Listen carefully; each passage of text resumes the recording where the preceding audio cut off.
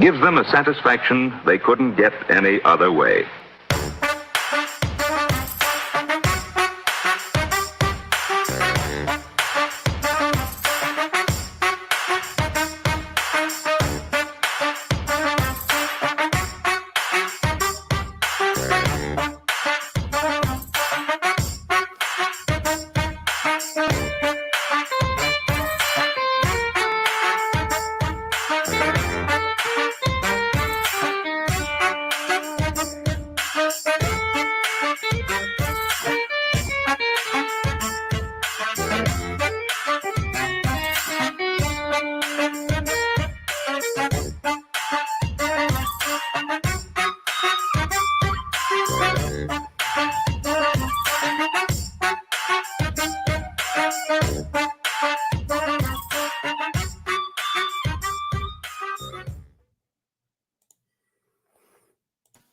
Well, hey, fellas. Figgy. Pay attention. Fig's all concentrating on one of his screens over there. He's got. Looks like he's got more than one thing on his mind.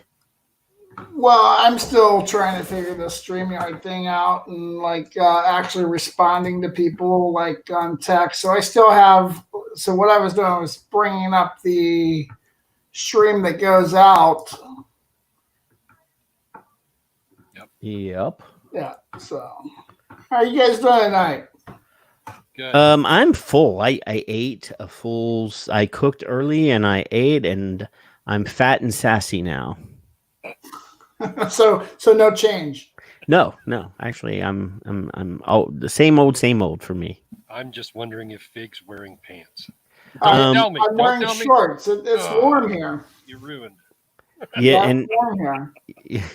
It is California.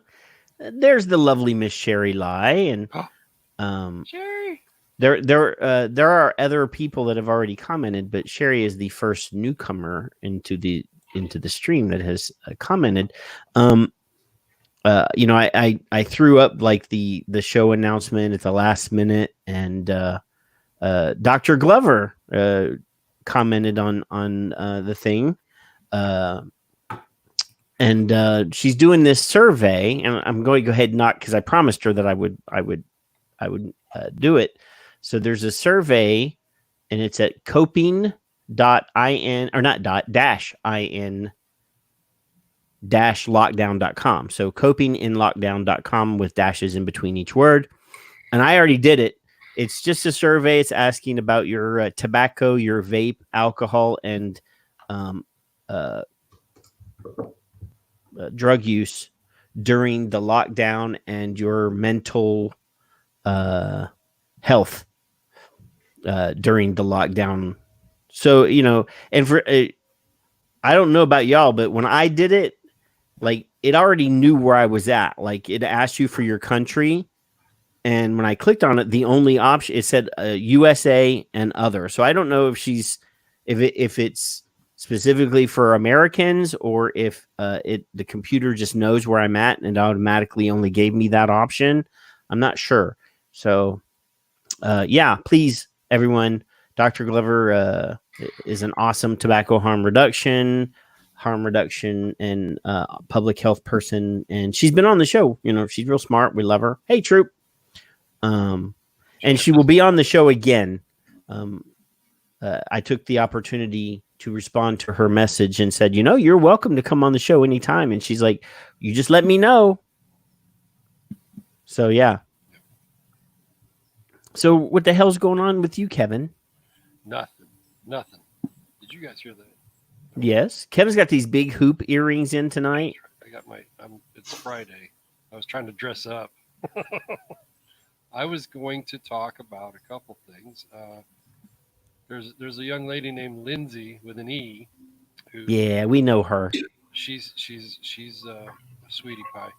And she started a website called thr101.org.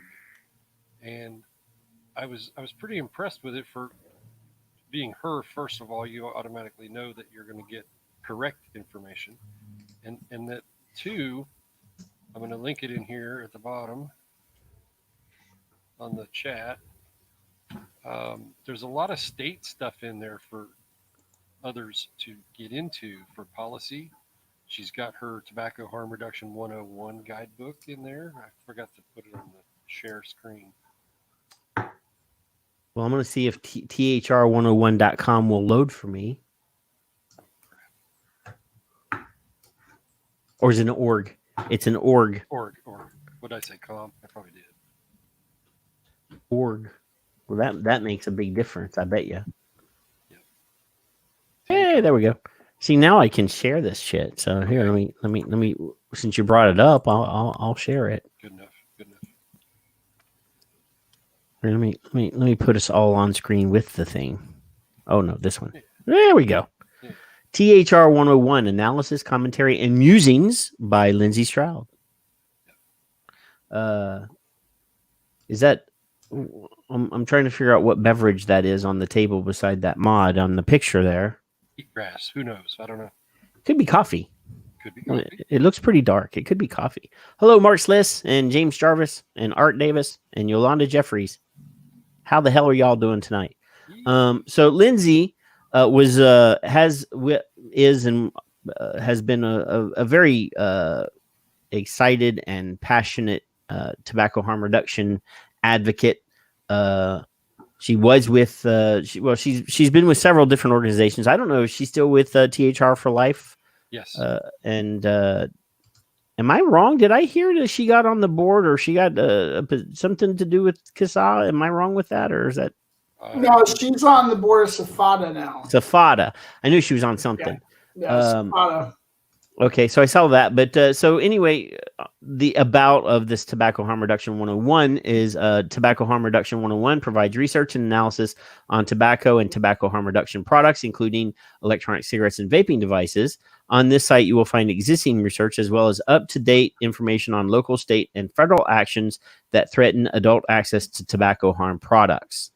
And then there's a tab for research and a tab for state profiles. And then below, she has, Kevin said, the Tobacco Harm Reduction 101 guidebook for policymakers that I think we've shown on the show before. It's a very helpful little pamphlet or book that you can hand out. You can get printed.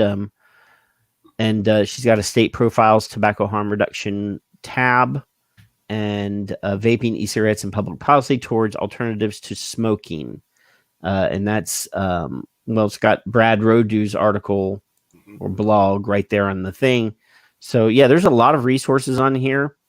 Brad Matthew Glanz, no relation to Stanton Glanz, and Lindsay Stroud have authored that piece. There's a PDF download.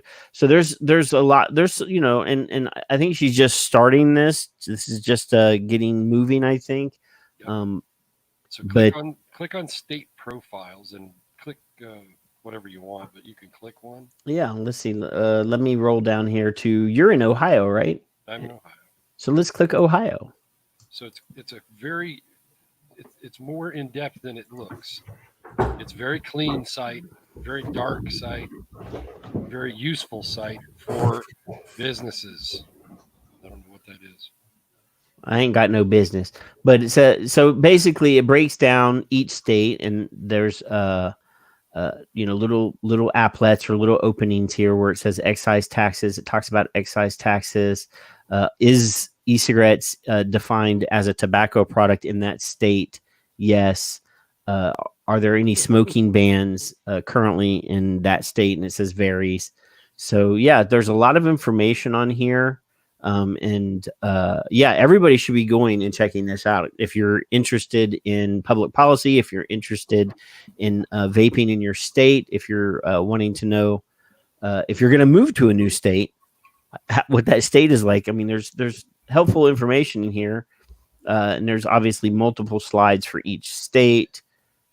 She got, there's one here that's Ohio tobacco and vapor monies, and it includes the 2019 tobacco settlement payments. There's a little graph here, how much they spend on tobacco control, what the CDC suggests that state spend, then how much tobacco company markets in that state, and what the vaping the vape shop economic impact to that state is, as well as 2018 in this current slide, at least, vape shop wages, what's being spent in that state in payroll.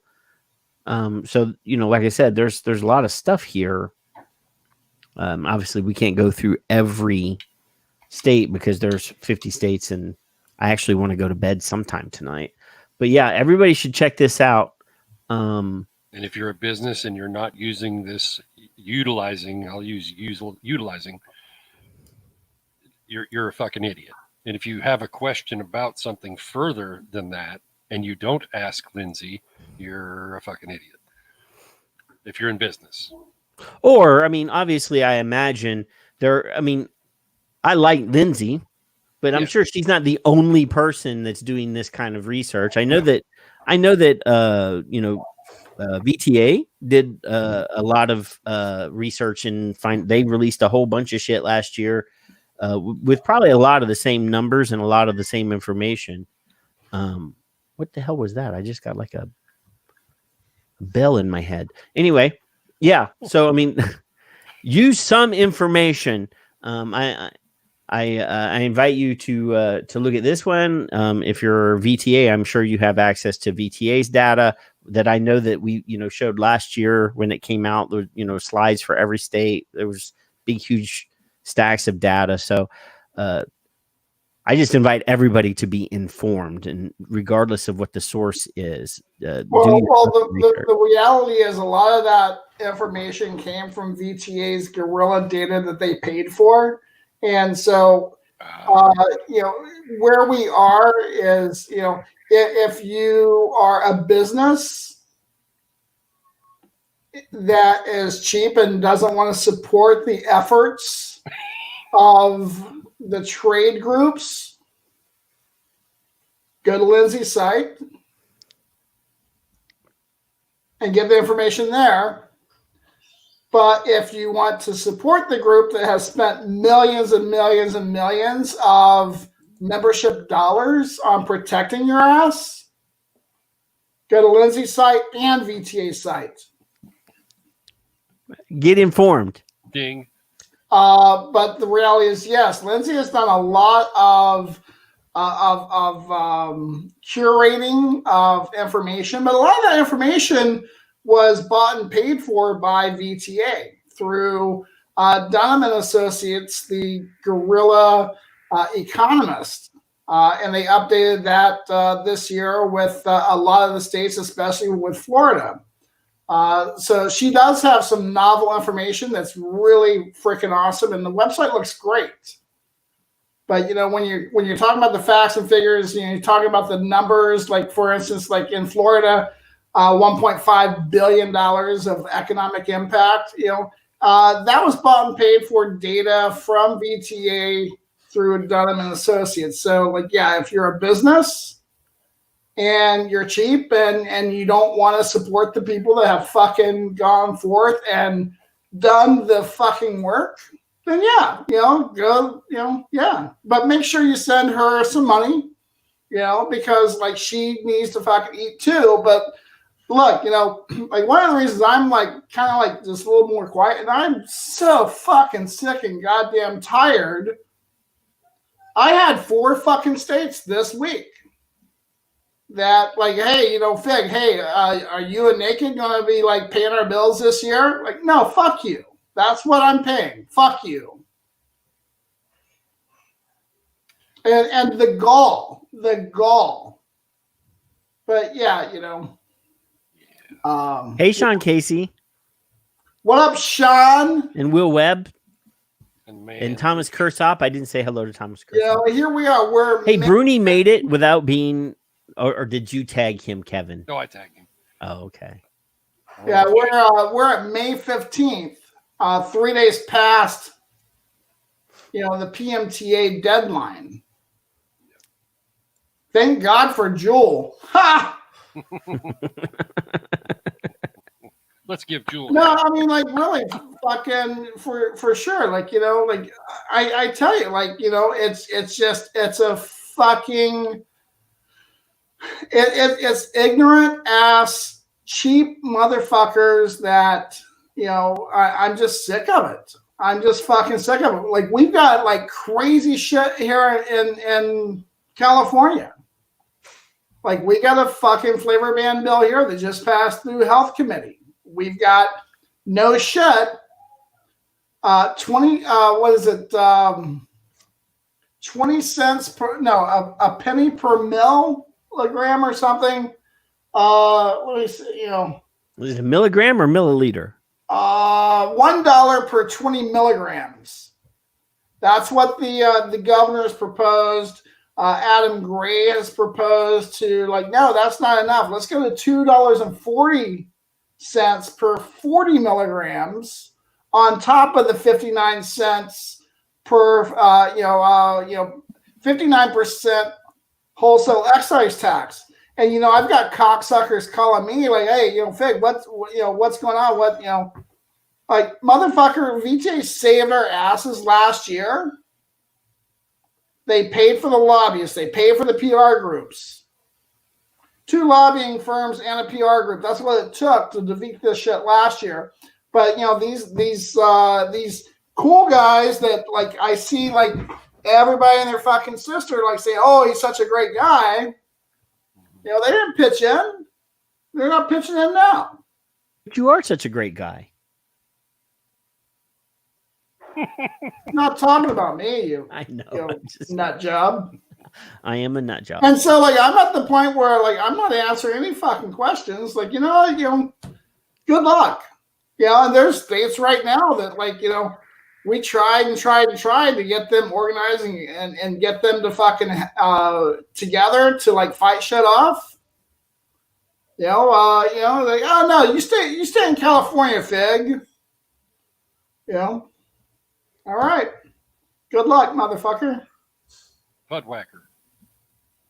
So anyway, yeah, I'm a little raw right now. Like, my business has been shut down for past 2 months. I got a letter from the health department on Monday that, we're not in stage 1 and we're not listed in stage 2, and we don't even know if we're in stage fucking 3. But I've gotten a whole bunch of motherfuckers reach out asking for money. They don't say, how's Fig, how's business, how are you surviving? No, everybody's got their fucking hand out or looking for somebody to do their work. Everybody wants the free shit, and everybody wants the easy way. I've said this many times. Vapors love looking for loopholes, and they love looking for free shit. And like, motherfuckers will spend 3 days on Facebook looking for a free answer. Yeah, of course. Go hire your own lobbyist. Go hire your own fucking accountant. Go hire your own attorney. It's funny, like right now, like Hey, Will Webb. There is a way to you can we tried this already. There is a way to get rid of the truth ads. It just takes people putting some money into an ad campaign and buying up all the fucking airtime. Like $1 billion. Okay, not all the airtime, but the airtime in the same time zones and time slots that they've been buying airtime in, and on the same networks. Yeah, so but we can't get people to do that. People didn't want to do that. They wanted to brand it and turn it into a commercial for their own company, or they didn't want to just come up with some money to help save the industry. That's been said for. Yeah, I get calls all the time, messages all the time about like, hey, what does this brand do for anything? Like, I've carried them for 7 years, like nothing. They don't do shit. But, Shit. Hey, come September 10,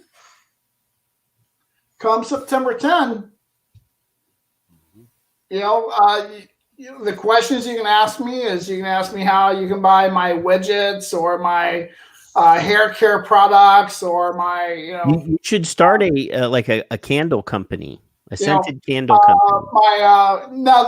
No, that market's already cornered. That market's already cornered.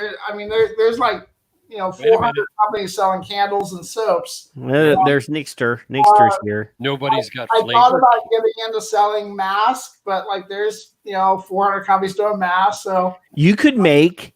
I got it. Edible. Flavor. No, not edible candles. You have all the flavor concentrates, I'm sure. You just need figure out a way to, buy some gelatin and stuff, and you can make like flavored undergarments. I'm not in Texas. Well, no, California. You could make a killing in San Francisco. No, the perverts are in Texas, bro. I mean, like we hide our perverts. California, they just have them walking around. Stores? No, the perverts are in Texas. No, only in the oil field, only on the oil patch. Well, and they're all California guys. So you admit that yes, the perverts are in Texas. I'd like to order a set of 10 fig thongs for Patrick. Whatever. I don't normally wear underwear, but What's up, Godfather, Cloudfather? Yeah, I know. Nick I tell you, it's been a nice week. See, okay, I have to address this. I really have to address this. And I'm not picking on Will Webb. I'm not picking on Will Webb. So I've seen many vapors bitching and moaning because they can't vape behind their mask. Really pisses me off. As somebody that works in healthcare, obviously the instruction, the guidance is if you can't social distance, wear a fucking mask. So if you want to vape, just step 6 feet away from somebody else. Now, the other thing, and this has nothing to do with Will Webb's comment, is everybody bitching and moaning about not being able to vape for long periods of time. It's the same argument that we had when people were going in and out of the Walmart, bitching they couldn't vape in Walmart. Why are you in there so long that you can't wait? Like I go into the store, I get my shit, and I get the fuck out of there because I hate being in there to begin with. So I never go in there and stay in there long enough that it feels like I don't graze in the fucking store. I don't even take mine in. Yeah. I go in, I get my shit, I get the hell out. I can go 5 minutes without vaping. I can go 10 minutes without vaping. If you're in there so long that you feel like you're jonesing, you need to A, up your nick level so that you don't have to vape as much. And B, why you being all like Cuomo, like man? Oh God, man, I'm so mad. And I'll get into this other BS later, but bunch of fucking people have pissed me off this week. And what about Amanda? Did she just piss you off? No, I love Amanda. Now her husband and I did have a conversation yesterday. Did he have on Facebook? Did he have to tell you to settle down and stop being judgmental? No. Think you like my earrings? They're I loop do. earrings. I do. It reminds me of everything. You do need to get your hair done better though. Normally when you wear big hoops like that, you gotta have hair that No, like there's nothing nothing better than a bald man with big blue hoop earrings, Good night, folks. And hey, and I'll tell you what, I vaped in Walmart. I love Walmart. I'll hang out there for days. Oh my God. I am a people of Walmart. I know. He's looking for glance. What, you want me to disagree after you made it in Mission? No, I'm just letting you know that, like, don't judge me for vaping in a Walmart, 10 minutes big. My God, man. I when I was a smoker, and I think we've discussed this before, to show the addictive level. Obviously, when I was a smoker, like, first thing I did when I woke up was light a fucking cigarette. Like, yeah. I couldn't even be conscious. Like every single one of us. I couldn't be conscious for like less than a minute without lighting a cigarette. Now I can go like the first hour of my day without even touching my mod. Well, good for you. Most people can. Good for you. I have mine. My eyes aren't even awake. Open rather. Like I'm hitting that shit. I did go through a period that I was like you, an elitist vapor, where like I judged people, for an hour when I woke up, but like. What's this elitist vapor stuff? Is that? That's what I want to know. Is that a thing? Well, no, you gotta stand like 60. If you can't do it, I'm like, come on now. Aye. That's why I got in and out of Walmart so I could get back to the car and smoke a There you go. That's positive criticism. You can be like, use that as a way to like limit your time in the stores. You save more money by spending less, and you get back to the car. Yes. Instead of being like, you douchebags, you got, The words douchebag never came out of my mouth, you dumbass. Well, I'm just saying that these people complaining about stuff. Those people, not these. There are people. My wife never raises her voice to me. But he doesn't have to raise his voice to yell at me. Like saying it's actually just the opposite. Like when her voice drops, I know I'm in trouble. I fucked up. There is no reason why anyone has to spend so much time in Walmart. Right. That they feel like that they're jonesing and have to vape. If I had the power to like pin your comment, Sean, to the comment board, I would. But Patrick is like a control freak. Like, obviously, There, I highlighted it for you. Thank you. Sean Casey is, yes, I'm a proponent of intermittent vape fasting. Yeah, literally, there's no reason why you can't just take a few steps away, lower your mask, and vape. I'm just going to blow clouds the rest of the time here. Oh, then I can just mute you.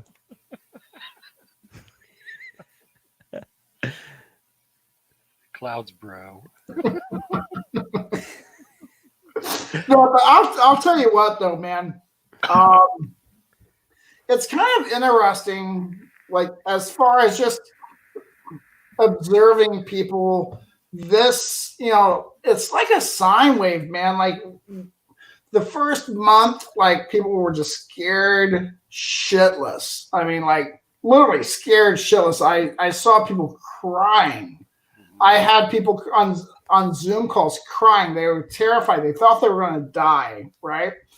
And one of the things that I've said that, kind of has annoyed my wife from time to time is feelings are 100% valid 100% of the time to the person that has those feelings. And one of the things that's absolutely wild is like when you're talking about en masse, not just nationally, but worldwide, people legitimately afraid for their lives. That first month was a wild time to like just kind of observe people and be present and hear what people were saying, not just with their words, but with their actions, with their inflections. And then after a month passed, then we started getting the, folks were like, wait a second, I've been home for a month. My kids are driving me crazy. I'm driving me crazy. There's not enough bacon in the house. There's not enough. There's not enough beer. There's not enough Jameson. Now, I do have to ask: has any state instituted a lockdown or a stay at home or whatever you want to call it that prevented you from going to the grocery store and buying bacon? Was there a bacon ban? No. Well, no. There's a bacon ban. I'm going to be pissed. There's a couple of different ways of looking at that, though. Because I tell you, money has been really tight. I know people that applied for unemployment on day one that still haven't gotten it. And let me tell you, when you stop and consider that already in America, like there are tons of people that live paycheck to paycheck, that the check doesn't make it to the next pay period, right? You know, that money doesn't stretch too far. So like whether you're allowed to go to get bacon or not, you know, we're sitting at like 67 days or something like that here for us. Now we're frugal as fuck. You know, we don't spend money. We got a deep freeze, so we got bacon. But there's a lot of people that don't. There's a lot of people that, you know, 2 months plus. Comforts, just comfort. You know, so it's not a simple amount, and I know I'm taking that a little longer than maybe it's warranted, but like it's not simply a matter of were they allowed to go get bacon. Well, you mentioned bacon. Yeah, but you know, it's not simply a matter of were they allowed to get bacon. Right, but okay, so maybe I'm seeing it from Texas' point of view, and I'm not seeing it, and I don't believe that Ohio was superly locked down. They had, I'm sure that they had 60 days, but they were still able to go out, and most of the, I mean, here, like I'm essential. I don't know why I'm essential, but I'm essential. So I, you know, obviously I broke my leg at the beginning of this and missed 18 days of work and was at home for 18 days. And yes, at the end of 18 days, I was ready to get the fuck out of the house, mostly because I could have left any time other than the fact that I was on crutches and couldn't drive. Well, I have family in Ohio that's still not back to work. Because my mom is in Pennsylvania, which is right beside Ohio, and they didn't lock shit down. Well, I mean, they did. They did, but people were still out and about doing whatever the hell they wanted to do. I have family in Ohio that's still not back to work, that still have not received their Trump check. They still haven't received. Well, I've never received a Trump check, so they haven't seen unemployment. Yeah, the unemployment systems, the states run the unemployment systems, and I was actually reading a piece that was talking about the unemployment computer system in like 40 plus states is actually an old system that was actually programmed in COBOL, and nobody even knows how to correct or fix the shit. All right, so well, maybe we should get some Joe Biden supporters out of West Virginia that left the coal mines that learned to code to fix it. No, they got to rebuild it if they're going to. None of the coders, none of the current modern coders can fix it. I have a dick there, but like, you know, yeah, I know. Here's the thing that's so infuriating, really. You know, we have a whole bunch of academics that are essential or otherwise well-heeled. They got plenty of money in the bank. Their job is secure. Their mortgage is secure. They're not paying rent. They got a mortgage usually, that are postulating on, like, you know, what's wrong. Well, here's what's wrong. People are broke. People have less than no money in a lot of circumstances. I'm watching people, family and friends, that have negative money. Their rent, you know, in places like California, there's a 90-day moratorium on evictions. There's not a 90-day moratorium on mortgages. So the mortgage holder, the landlord, as soon as that guy is able to legitimately and legally say, hey, where's my rent?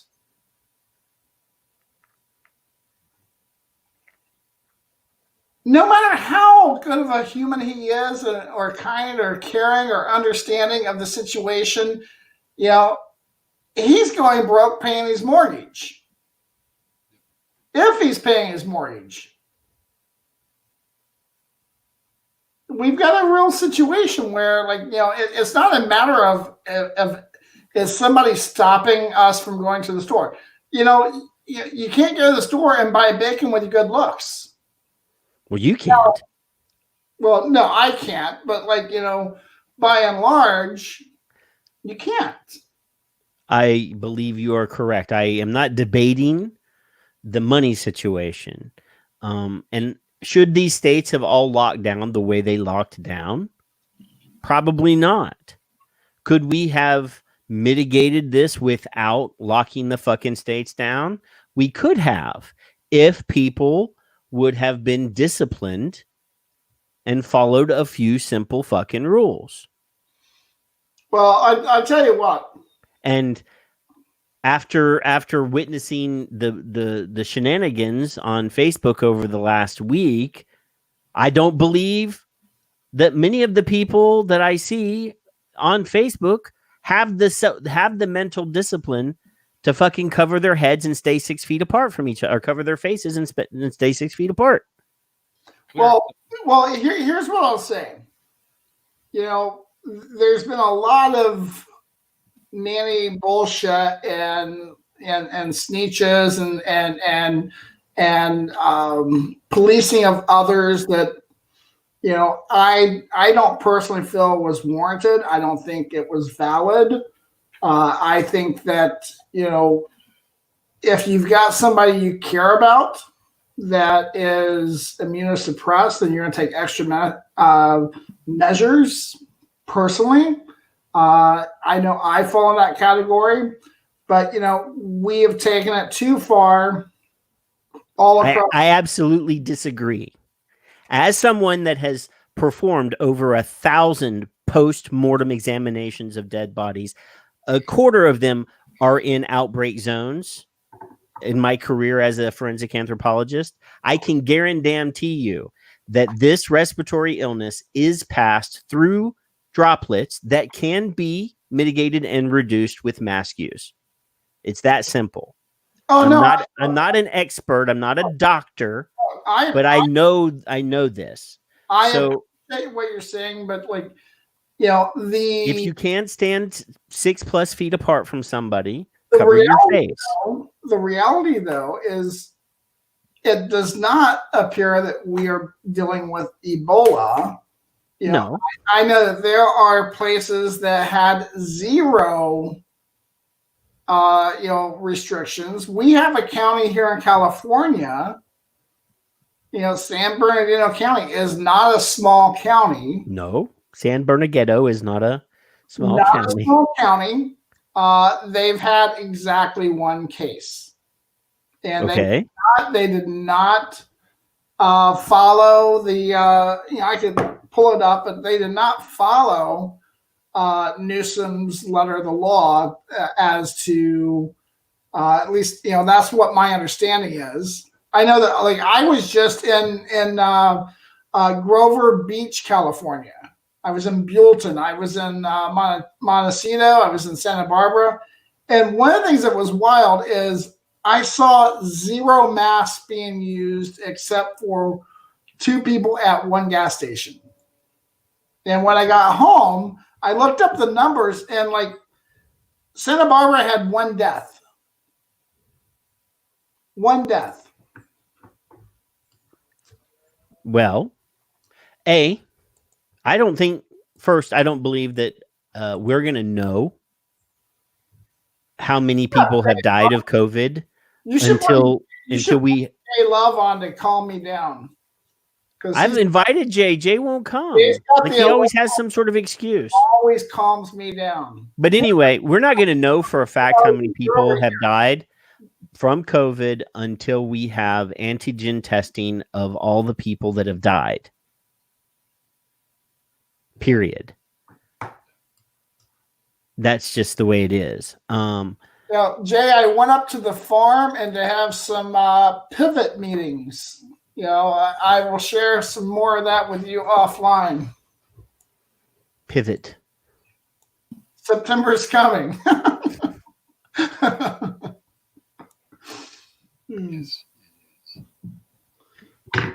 Where is that? Where's what? I'm looking for something. He's looking for something to prove me wrong. No. This is not like here's the thing. The reality, bro, is the devastation. We've talked about this before. Not as in as strong of terms as we're speaking now, because now it's a little safer to have real words and real talk. Are we real words and real talk? Well, that first month you couldn't really come out and say oh no, Kevin's being stupid. I would never say Kevin is stupid. Kevin couldn't say to me you're being stupid because you're being afraid and you're listening to the governor. It just wasn't politically okay to say anything negative or anything controversial that first month. I do want to correct you though. I did, because I know somebody that lives in San Bernardino, and they've had 3,311 confirmed cases and 150 deaths. Okay, well, maybe, and again, maybe I'm misspeaking. I will look up what I was looking at. Yeah, because the vaping trucker that was one, Art Barker, is actually from San Bernardino, and we actually. I actually had a Zoom call with him last weekend, the first time in 2 years I've spoken to him, and he was talking about it.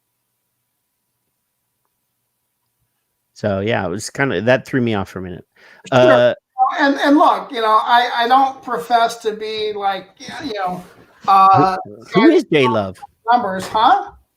Tim Champagne asked who J Love was. He knows who that is.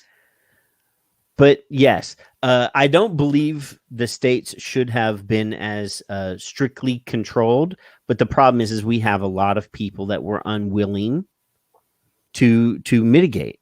They were unwilling to. How many are in Kansas? How many are in South Dakota? Now you're talking about very low population, very rural areas. But how many? Very few. I can pull the number up, and you want me to give you South Dakota's numbers. According to and let me clarify what I was saying, and I wasn't errant. So the article that I was reading about the numbers, it was a city in San Bernardino County. It was Needles in San Bernardino. Well, County. yeah, but I did have that wrong. Do we know that how big Needles is? What's the population? But obviously where people live in higher concentration. No, I know there's going to be more cases. There's going to be Manhattan. There's going to be more because they're all on top of each other. I get that. The genesis of my point was that there is way overpowering asshats in control. Well, yeah, that's the Democrats. I mean, Texas, we never had any well, I mean, obviously I think Houston and Dallas probably had more strict in situation because obviously there's more people there. The county I live in has had less than 200 cases. I think 3 people have died, but I live in I think we only have 300,000 people that live here. I would be willing to say that, over time, we will probably see more suicides than actual deaths from actual COVID. I will agree that there will be an increase, but I don't believe it will be as many. I don't think 60,000 plus people are going to commit suicide because of this. Obviously, I don't know what the normal suicide rate is in this period of time, but I don't think it will be increased by 60,000 people. It's going to be a lot. Oh, I have died. And you know what? 3 months ago, when everything was starting to shut down and Trump was saying specifically that people were going to get depressed, people were going to be the suicide rate because of the financial situation. He called that shit out. I hate to Early. give him fucking credit for anything, but he called it and people laughed at him. Well, in the past week, Demetrius wants to see your head, Kevin. I know of 5 in my circles, and it's business owners that. Yeah. Oh, Mr. Demetrius. Yes. A lot of collateral. You gotta pull up his picture with his new face mask. Oh yes, I did see that earlier. I actually had Italian food tonight too. That kind of made me chuckle. I laughed and laughed and laughed, and I started to make a comment about Italian sausage or something like that, and then I saw Connie had on a manufacturer shirt, and so I kind of toned it back a little bit and But that was freaking hilarious. Was that a iron-on or was that screen printed? I was curious about. I meant to ask, and then I got sidetracked. It was just fucking hilarious. Yeah, can you make it full screen so people can see it? Make Demi bigger. Rub it.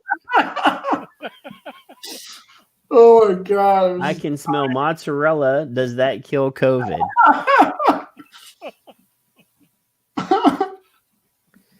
I needed that today.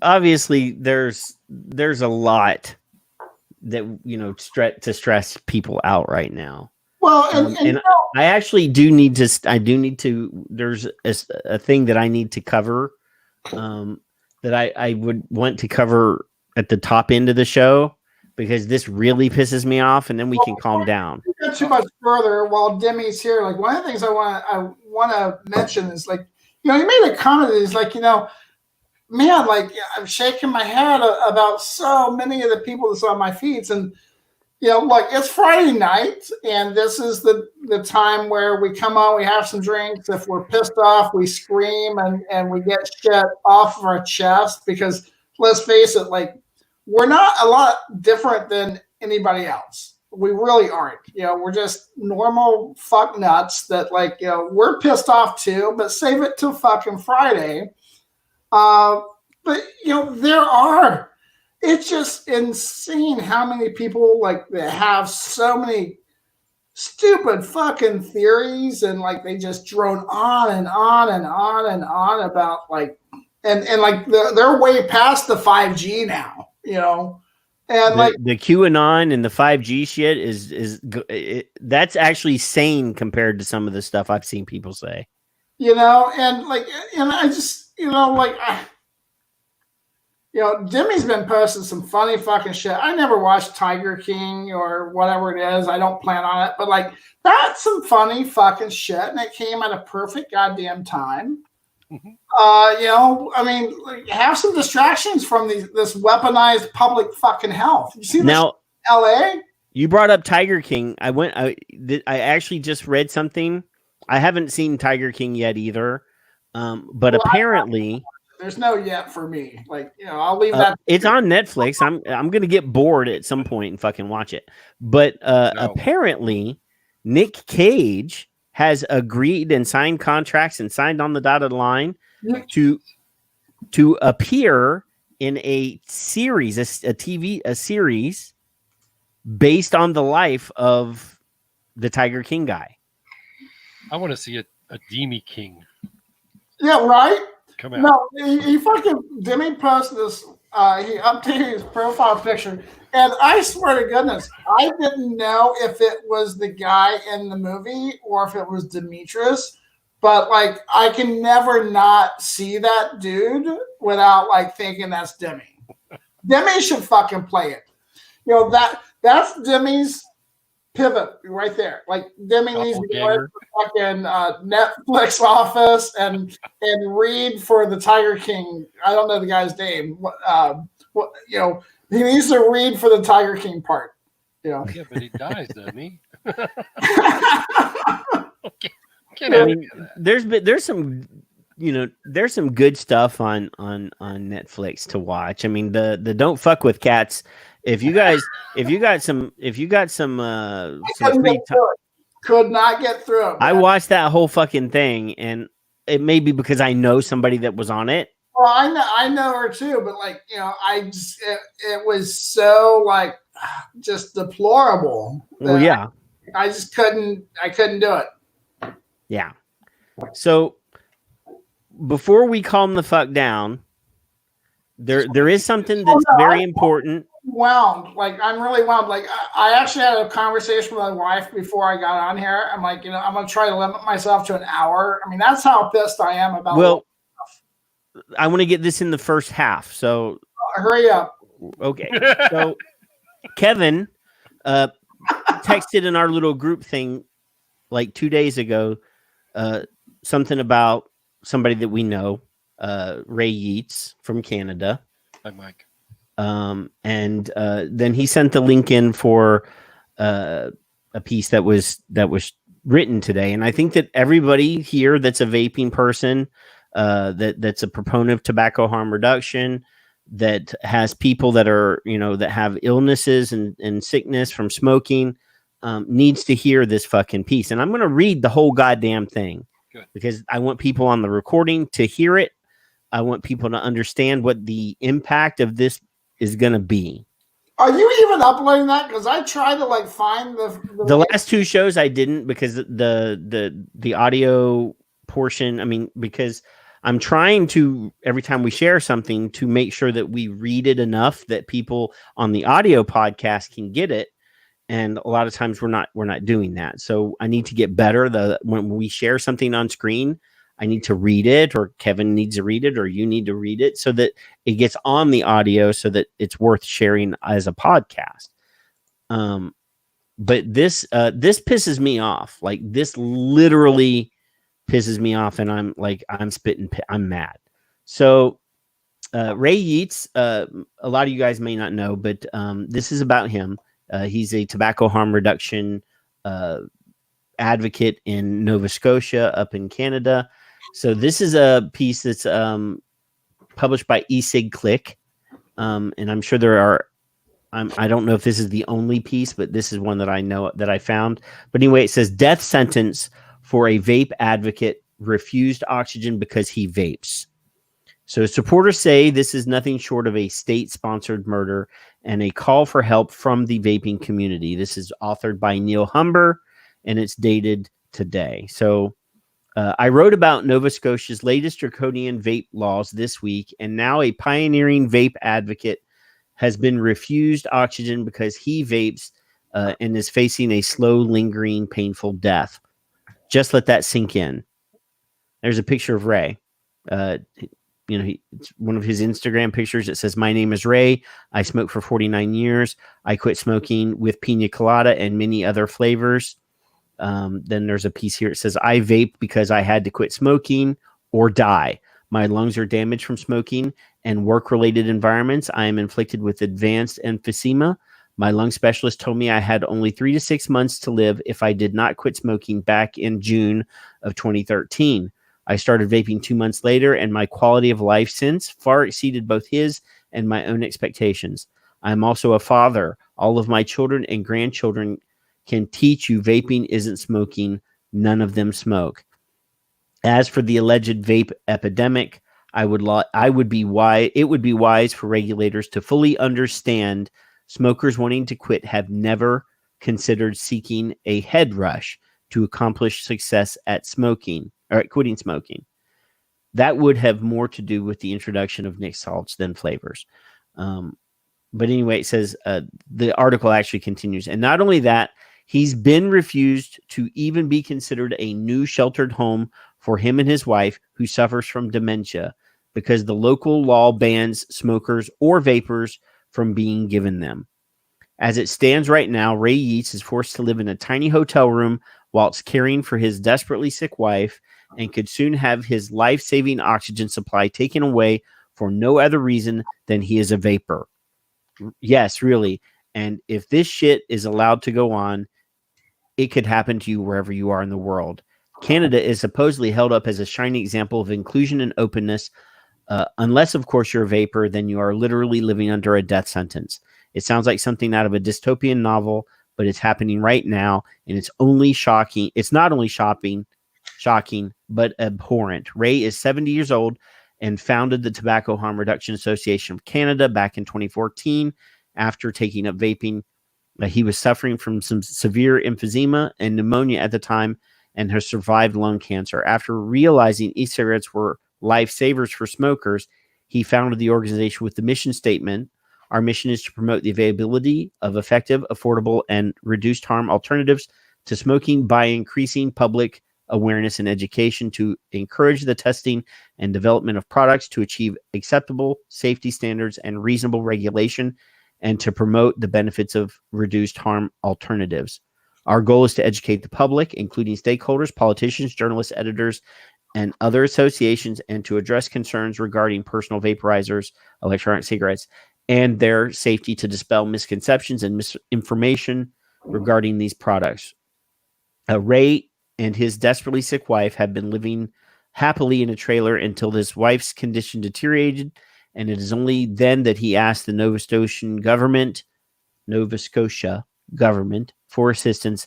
As you can see, his plea for help has been refused, and now the health authorities are planning to take away the life-giving oxygen he needs to stay alive. So this is, I mean, obviously, I'm almost at a loss for words. So I'm not. Canada is supposed to be like the what do they call that, single payer or public health, socialized medicine, or whatever you want to call it. He's disabled, obviously, yeah. And they're gonna withhold his disability benefit because he vapes. They know that he can't breathe, so they're going to take his oxygen away. So here's how bureaucratic red tape works, right? You know, back in 2014, the second or third thing that we worked on in our state was fighting indoor vaping ordinances. And we went around, talked to as many companies as we could, shop owners, consumers, and everybody's like, oh, bro, clouds, you know, like, you know, they can't stop me, like, that's legal. Well, you know, right now it is legal, but here's what's going to happen. Once these things become woven into the fabric of ordinance and legal precedent, it's going to trigger other things. So like these companies that service Ray's oxygen, these companies that service other parts for his COPD meds or whatever else, you know, organizations that deal with housing, you know, HUD pushed through some shit last year. You know, here in California in 2015, when that finally got pushed through, like, you cannot share wall space. And okay. I understand that they might have a rule in place that says you can't smoke inside or that you can't vape inside, but for them to deny him benefits, he can go outside and fucking vape. But the moratoriums are there. Like, literally, like, we now have laws in the books that people can deny employment, can deny housing. It's actually tied to funding. If you smoke. And when you talk about, like, one of the things that transpired back in 2011 in the December Fed meetings, you know, under the Obama administration, Ben Bernanke was the Fed chairman back then. Yeah. They wrapped up a whole bunch of shit with housing, you know, rules and regs of what the banks could do and what smaller folks could not do. Now, fast forward, when those federal regulations came out, in order to get federal funding and tax credits, they have to abide by federal laws. The same thing happens at the state level. And so, like, if the states are saying no smoking, no tobacco products, if you allow any of that in your apartment complex, and you know, one of the tie-ins with the 2011 Fed notes that became actionable and changed banking regulations in April of 2012 is that these banks now own just gobs of rental properties. Prior to that, they could not have their foreclosures be rental properties too. Now banks have just, you know, it's something like 30% of the country is now rental properties owned by banks. Now, they are not going to have anything but hardcore rules and regulations and put their tax credits and put their, you know, their funds at risk. They're just not going to do it. Not for one person. This is what Ray is tied up in. I guarantee you, you know, these programs are tied up in red tape for tax credits and subsidization. Well, I mean, this is Canada, so I don't know how the fuck Canada works. Well, I would be willing to wager that when it comes to these things that are financial, it's very similar. The only Canadian that I know in the chat room right now is Sean. And he loves Elizabeth Warren. I remember that. Yeah. But yeah, I have no. I mean, Canada is supposed to be the, you know, the touchy feely, you know, very polite and very nice country, and I expect something like this to come out of like California. I don't expect when it comes to you know, smoking. No, I mean, they get money from smoking too. Not nearly as much as we do. Well, they're a small country. They're not included in the master settlement agreement. But they still get money. But not you know. I just it just baffles me. Well, I mean, here's what makes me so gosh darn angry. It's like how ignorant, you know, we are as a whole, that we don't understand that, like, how if I don't do something today, then like it's going to hit me in 5 years. Like the shit that's hitting us now, you know, the trigger mechanism was last year, the year before, 3 years ago, 4 years ago, 5 years ago. And like, you know, and I'm telling you, like come September, like nothing's going to happen like federally, right? You know, like on September 11th, like, you know, the FDA isn't going to send out the fucking police like they did in Massachusetts, like Charlie Cocksucker Baker. But those regulations are going to become active. And then like in March, you know, like when people like finally wake up from Christmas, I say March because you still have to get through Valentine's Day, right? You know, in March, when people wake up and they're like, oh, my vape shop's closed, my online shop's closed, my favorite liquid is gone, all I have is Juul, all I have is like, you know, you know, Savage E-Liquids, I think, is doing PMTA, you know, what, you know, Nick is doing PMTA, like, you know, how many companies are doing PMTA? Like 50? I know they're not going to have brass tacks on the fucking shelf, but they're going to look back like, how the fuck did that happen? Yeah, you didn't do shit in 2013 and 14, 15, 16, 17, 18, 19, 20. And the big players like, you know, Altria, Fontum, you know, Reynolds, you know, they love PMTA, man. They fucking love it. Right? Yeah. Sean is saying that the Canada is suing the big tobacco for billions. and are all the BAT, PMI, and JTI are all insolvent in Canada, waiting for the lawsuits to finalize, which they have lost and legally postponed. So the way I'm reading that is Canada's like, fuck, we want an MSA too. You know, Sean, come on and tell us about it. And hopefully Sean's having a couple of drinks, you know. Sean, if you're not drinking, Okay. Go pour one and come on and tell us about it, you know. Okay. But am I wrong? I mean, that's kind of how I'm reading what Sean is saying. Yeah. You know, That's what I mean. That's what it read like. That Canada is suing. That these companies are all insolvent, which means they ain't got no fucking money.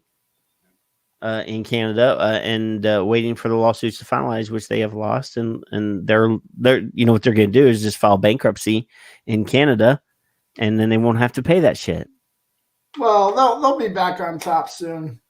Yeah, well, I mean, obviously during the COVID pandemic, where people are unable to do shit. It's a drinking game again. Yeah, come on. Okay, let me get him an invite. You know, I've got while I was waiting for you to, like, you know, get your shit together, I pulled up my email. I've got DTAs from the trenches pulled up. They actually speak a little bit more towards the California bullshit. You know, I could probably email this to you, and you could. I actually have it myself. Okay. I'm on the same list you are, I think, on that one. I guess you are, yeah. I don't know how they got my shit, but they got my shit. So, Sean, Patrick should have already sent you the link. This is I sent him the link. So let's get this Canada business handled. Okay. But yeah, I mean, Kevin's hair does look nice, by the way. What? Kevin's hair does look nice. Yes, he looks. I'm jealous as fuck. Well, that hat, you know, at least it's not a flat build cap. You know, hair is not approved by Governor Newsom for at least another week. You know, I'll tell you this. You see, look at that. I got clippers. You don't have bleach, bitch. Come on, you don't think I got Clorox? I need my bleach. I got Clorox. I got peroxide too. Tiger King, like one of the things I do like about that Tiger King guy, he bleached his tips. You know. Demetrius, don't you dare. Just the tip. I can see Demi with like a Guy Fieri thing. Oh my God! He cut his hair. You know. Oh, I cut my hair, but it's legal here in Texas. No, you're not like I was imagining Demi with like some slick back, like gangster like thing on, you know, like 50s stuff. Yeah, like a 50s style, like Grease, like John Travolta in Grease. You know, Amanda, like a Nikki haircut. I thought that the gray was coming in good. Like I said that a couple weeks ago, or maybe last week, but like there's not nearly enough fucking gray coming in. It's pissing me off. Ed, whose head do you want to have shaved? Figs or Demetrius? I will shave my head for $5,000. Sean Casey, get your ass in here with a $5,000 check. You know, Venmo. I'll drive out to California because I won't fly and shave it for you for 10. For $10? And it'll have to be in a hot tub, so you'll have to either rent a room or something. Oh, bro, like I got a family to feed. I'll meet you. You want to be in a hot tub with Fig? We'll meet in Vegas. I've never been to Vegas. $10,000? Yeah, I'll meet you anywhere. I've got mouths to feed. You know, did you hear the part where I've been closed down for 2 months plus? You know, I'll shave my head for $10,000. All right, we got 1,000 from Nikki. Yeah. Hey, I got mouths to feed, you know. Paul's gonna shave it for Sean's having technical difficulties. He Oh, may no, not Paul, be. you got it wrong. I'm not paying somebody to shave my head. I can shave my own head.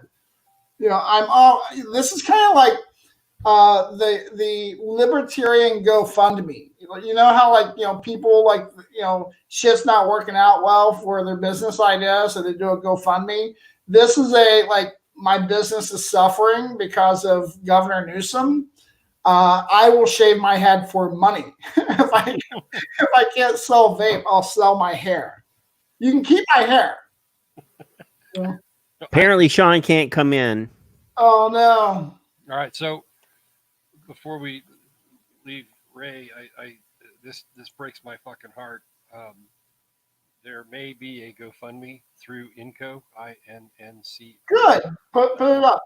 I'm not sure exactly how. Well, it's not live yet, but Yeah, it's not live. They're going possibly to be doing one. Yeah, and besides, like, if you're not following INCO, you really should be. If you care about, vapor as a tobacco harm reduction, if you care about vapor, you should be following INCO. They're doing stuff, you know, globally. You know, it's a good organization. You know, Emily, Amanda wants to shave your goatee. all right, so we're up to, I think Kevin said 10,000 for my head. That included your goatee. No, he said he would go there for $10. He didn't say $10,000. 10,000. Oh, you I would drive. You said 10. You didn't say 10,000. I'll include the goatee for 10 grand. Just go back to that part about mouths to feed. Like, eyebrow extra grand. I'll sell every strand of hair for $25, and all proceeds will go to CASA and PTA. Amanda's calling you out on your shit. You said 5K at first. I did, but Kevin said he'd do 10. Yeah. Well, but if Amanda wants to do it for 5 and doesn't want to include Kevin, that's true. Look, I want a hot tub fig. You got to make a choice. Hurry up. This is about money. Originally, you said that you would do it for 5, and Kevin said I'll come for 10. So if we cut Kevin out, it's still only 5. There were no takers at 5. Kevin said he'd do 10. I said yes to 10.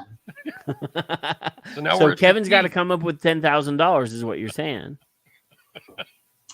He is resourceful. I will let Amanda help, and we'll raise 15. Do it that way. Well, let's put it somewhere good. CASA VTA. That's it. Well, That's all I got. I'm selling the hair. I don't give a shit about big. He can have the money. Shit. That's some, like, vicious. Oh, Amanda says she has a hot tub. Oh, see? Amy's like, it's got to be plucked. No. Wax. No. Armpits. 50,000, you can pluck each one. Ooh. Ooh. That, I don't know, dude. That might hurt. I mean, I've never had Oxycontin, but I imagine it would. Bruni's in too. Now, if Bruni shaves his beard, what's that worth? He's got a few years on that. I don't know if you could put a price on Bruni's beard. That thing is so majestic. I wouldn't. There's only one other beard in vaping that I know of that probably surpasses Bruni's. Mike and Bruni, they need their beards right there. It's too majestic. Oh man. Amanda wants to bikini wax you now. Oh, this has got to be on video. This kind of got sideways. Yeah, well, it was because I was waiting for Sean Casey, but he apparently can't get his computer to work with StreamYard. So Chrome. I told him Chrome. He said I'm on Chrome. Gotcha. But Fig said that too. Maybe it's a damn Apple crap again. Oh, yeah. No, I think this doesn't like you. No, it loves me. It does everything I want it to do. No, Sean. Oh, that's possible. I'm not saying that everybody loves me. Rooney does have a majestic beard, so yeah, we can't. That'd be tough. Why did Paul just spit wine everywhere? Paul said he just spat wine everywhere. I think Because of Amanda's comment, I think Jordan. It would be okay if Jordan did. What, plucked your nose hair or gave you a bikini wax? I'm trying to figure out what you're saying yes to over here. Well, I think that we should. I do have a short window. I think we should jump into the trenches.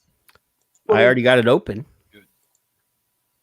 So, like one of the things, I'll throw a little prelude into this, a little preamble, if you will. Like, I mean, obviously at the beginning of Patrick's show, I kind of like got a little triggered and and are you woke? I'm not sure what woke actually means. Other than being out of bed, I think that's what it means, but other people use it in other ways. But I'll tell you what, though, where we are is very, very visceral. I can think of no better way of saying it, but like this is very visceral. And one of the things that angers me is I've seen hundreds and hundreds of shops that I personally know or I'm connected to the owners or employees of. I mean, it might be more than 1,000. I'm not quite sure, but hundreds of shops that have been closed or forced into very, very limited business operations over the past 2 months. And here's what pisses me off. Not a single one have I seen that said, this is what it'll be in October. This is what it'll be in October. And I'm still seeing shops in New York that literally have like fucking 4 days left to sell flavors. Mm-hmm. That in their mind, they think it's not fucking real. And somehow,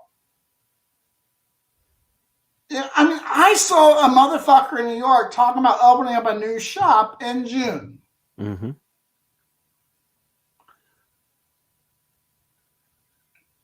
How much more real does this have to fucking be? How much more real? Well, I mean, New York is near and dear to my heart because one of my favorite vape businesses, one of my oldest friends in vaping, Mike Morgan, his business is in New York. The ZFO, a House of Hybrids, and the hardware manufacturing House of Hybrids, sort of lost a lot of attention because they wanted to make a specific type of hardware for a specific type of vapor. And I love their shit, but that already sort of has dropped out a little bit on them. But now, I mean, I've been getting emails almost daily from them, counting down the days that you can order flavors from them before they no longer can sell flavors. That's a fucking, and I know there are other great businesses in New York that have been fighting. New York is it's not full of a bunch of pussies that rolled over. They've been fighting. And there's no guarantee that if you fight that you're going to win. But I mean, we can't. And like I said weeks ago, I felt like that there should be some sort of fucking constitutional argument because the fucking way that the way that fucking ban was put through on the budget. Well, I mean, look, and as it relates to New York, like, here's one of the things that just absolutely infuriates me, right? So, executive order comes in, right? And I don't recall how long it took, but it seems like it was less than a week that VTA had a lawsuit in for TRO, right? It was less than a week, right? Yeah, fast. they had flavors back on the shelf shortly thereafter. And here we have hundreds of businesses that like literally like acted like nothing happened. Nothing happened. You know, there were only a handful that I saw that said, whoa, hold up. VTA just dropped some shit that saved their asses. Let's get in there and let's help them out. There's only a handful. You know, as a matter of fact, like the majority of that I saw that I am connected with in any real capacity, the majority were like, oh, you know, John Rosser's got it. The Man Vape is big, so they can pay for everything. VTA's big, so they can pay for everything. Now, I don't know how much that lawsuit cost, but I do know that it was hundreds and hundreds of thousands of dollars. And even when, like, in the thick of the battle for flavors against King Cuomo. So what? So what? Exactly. You know, there were still, even then, only a handful of companies that treated it like it was anything real. And I just, like, it's unbelievable. It's absolutely unbelievable. So when you bring up the constitutional, like, I absolutely think that there could have been an argument made legally through the courts, but like, let's be real. Like, if I reach out to you and say, hey, Patrick, you know, I don't have any money, but I know you love me, you care about my survival. Can you help me out this time? And I promise that if you come and help me out, when I'm back on my feet, I'll support you and pay you back. Bullshit. Oh, sorry. Now, I'll gladly pay you Tuesday for a hamburger today. Yeah, and if I don't come back and like, you know, reciprocate, if I don't come back and say, hey, Patrick, you know, you spent $700,000 helping me out. Here's a check for $700,000. Let me repay you your generosity and in kind. How, like, I mean, how could you legitimately say, like, you know, 6 months later, let me deplete further of your reserves to help Fig out when he didn't come back and help me when I helped him before? Can you, like, legitimately justify helping Fig again? No. No, fuck Fig. But you're not my only friend in that state. Especially if I'm in that state. You know, there's always, it's like when Dolores was on the show, when Dolores and Nick were on the show, and Dolores tells the story that she was at a trade show in Florida and FSFA was going around talking to all the vendors in Florida. And one of the vendors said, well, why should I give you any money? You're going to fight for me anyway. What? And let's keep it at you. You know, so that we're not having to use outside names. Let's keep it at you. Let's keep it at me. Let's keep it at Kevin. What if you're involve me? I don't want to know anything. I'll play the guy. I'll play that guy. What if you're out of money though? Well, everybody's fucking out of money, dude. All right, what's she saying? Some of this is that some of them were never in the fight to lose the fight to begin with. Yeah. Well, no, obviously, I mean, I've been saying this for fucking years. Less than 1% of the people that vape are in advocacy, and less than 1% of the businesses that are in the industry are in the fucking fight. So, it is what it is. I mean, hey, Victor. Yeah, I mean, New York is one of, in my opinion, when certain things happen, for example, when Pro Vape went out of business, that was a fucking loss for the entire industry, as far as I'm concerned. Definitely on American manufacturing. For sure. When look, when House of Hybrids and the ZFO go by the wayside, that is a fucking loss for the industry, as far as I'm concerned. That's old guard. That's people that have been around since day one. Absolutely. And we have a lot of wonderful friends that remained in the fight, and I hope that they don't hear my rant and think that I'm speaking about them, because I'm not.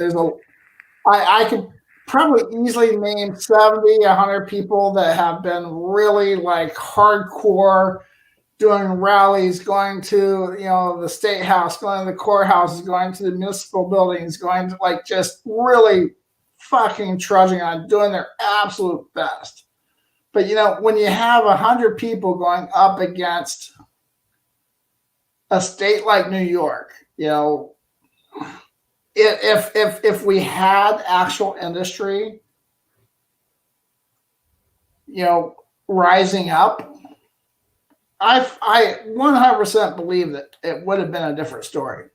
I mean, shit, if we had half of the industry, 50% of the fucking industry that were ride or die motherfuckers that were going to fight until the fucking fight was won, that would be, I mean, if my aunt had a dick, she'd be my uncle.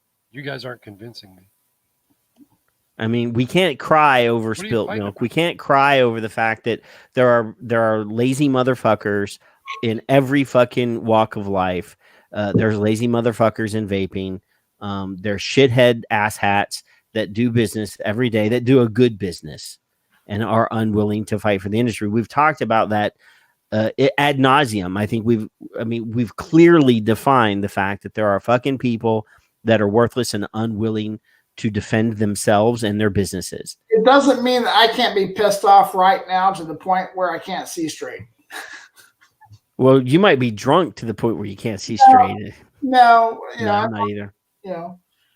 I'm not either. I plan on it, but like Will has a nice one. I haven't actually had a single fucking drink yet. If you think I'm pissed off and I'm using bad language now, you wait till I actually get a couple drinks in me. See Will's point. What does it say here? It says you don't have to have money to give or own a shop or company that sells vape gear to be in the fight. Right politicians sign the stuff to say you're against vape bans, send emails to your senator, Congress, and say no to the bans. That is correct. As a consumer, we don't have to give fucking dollar to nobody and still have a voice to be heard, and we can be heard. The problem is that there are plenty of people in this industry. It does take money to fight in City Hall. It does take money to lobby, and sadly, that you can't win a fight in DC or in the state capitals without a fucking lobbyist. You can't. Especially in these past 3 months with COVID, where the only way that you're having a voice is through lobby. Right. Because the fucking public can't go into the state house right now. So, yeah. I mean, the fucking politicians aren't even going to the state house. James, all 12 of us vapors do it all. Exactly. Actually, I think it's 13 because it's unlucky number.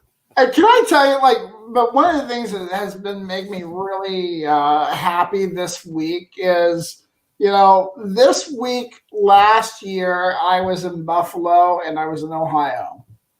And seeing my memories on Facebook, in Buffalo with John and Vic and Tom and Jeff and their families, was fantastic. And then after Buffalo, I went down to Ohio. I was in Ohio for 3 days with James at OHVTA, Mr. Kevin, Cabby Kevin, and like it was just a fantastic week.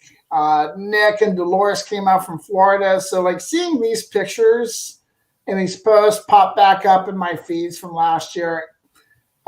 This week hasn't been all sucky, but there was some good stuff. Yeah, I mean, I saw your Facebook memories, and I was like, I wasn't there. Fuck them. So, jackass. Oh, I can't share on Chrome. What the hell? I think we tried to get you to come. No. Mm-mm. Nobody asked me. But anyway, hey, from the trenches. From the trenches. Yeah. So the from the trenches thing, for all you guys that don't know what it is every week VTA sends an email out to people that are on the list, and Ed West claims that everybody's on the fucking list, but I don't know. The total bro. That's true. That's true. So anyway, let's scroll down here. This is the From the Trenches report on May 15th. That's current. That's today. This is as new as it gets. They haven't stopped. They don't stop. They keep going. This is. I think Tony writes those personally. I don't know. I mean, they're proper grammar. So it says here, as our federal and state governments respond aggressively to the COVID-19 pandemic, VTA continues to advocate for the rights of our members and community. We ask that you do your part to ensure that we slow and reverse the further spread of the virus. We are all in this together. So then we scroll down. There's a federal update. Have you researched this guy yet? No. You talking about Brooke Rollins? Yeah. Is Brooke Rollins a he? Because that's Brooke with an E at the end. That looks like a girl name to me. President Trump to name Brooke Rollins as domestic policy advisor. Is she the one that's replacing what's that guy's name that I really liked? Grogan. Yes, I see it now. President Trump is naming Brooke Rollins, a conservative lawyer and long-serving White House official, as acting domestic policy advisor. Rollins will succeed Joe Grogan, who announced his departure in late April. We are continuing with our team in D.C. to navigate this transition of power, and we will continue to keep you apprised of developments as they happen. So Joe Grogan was a very,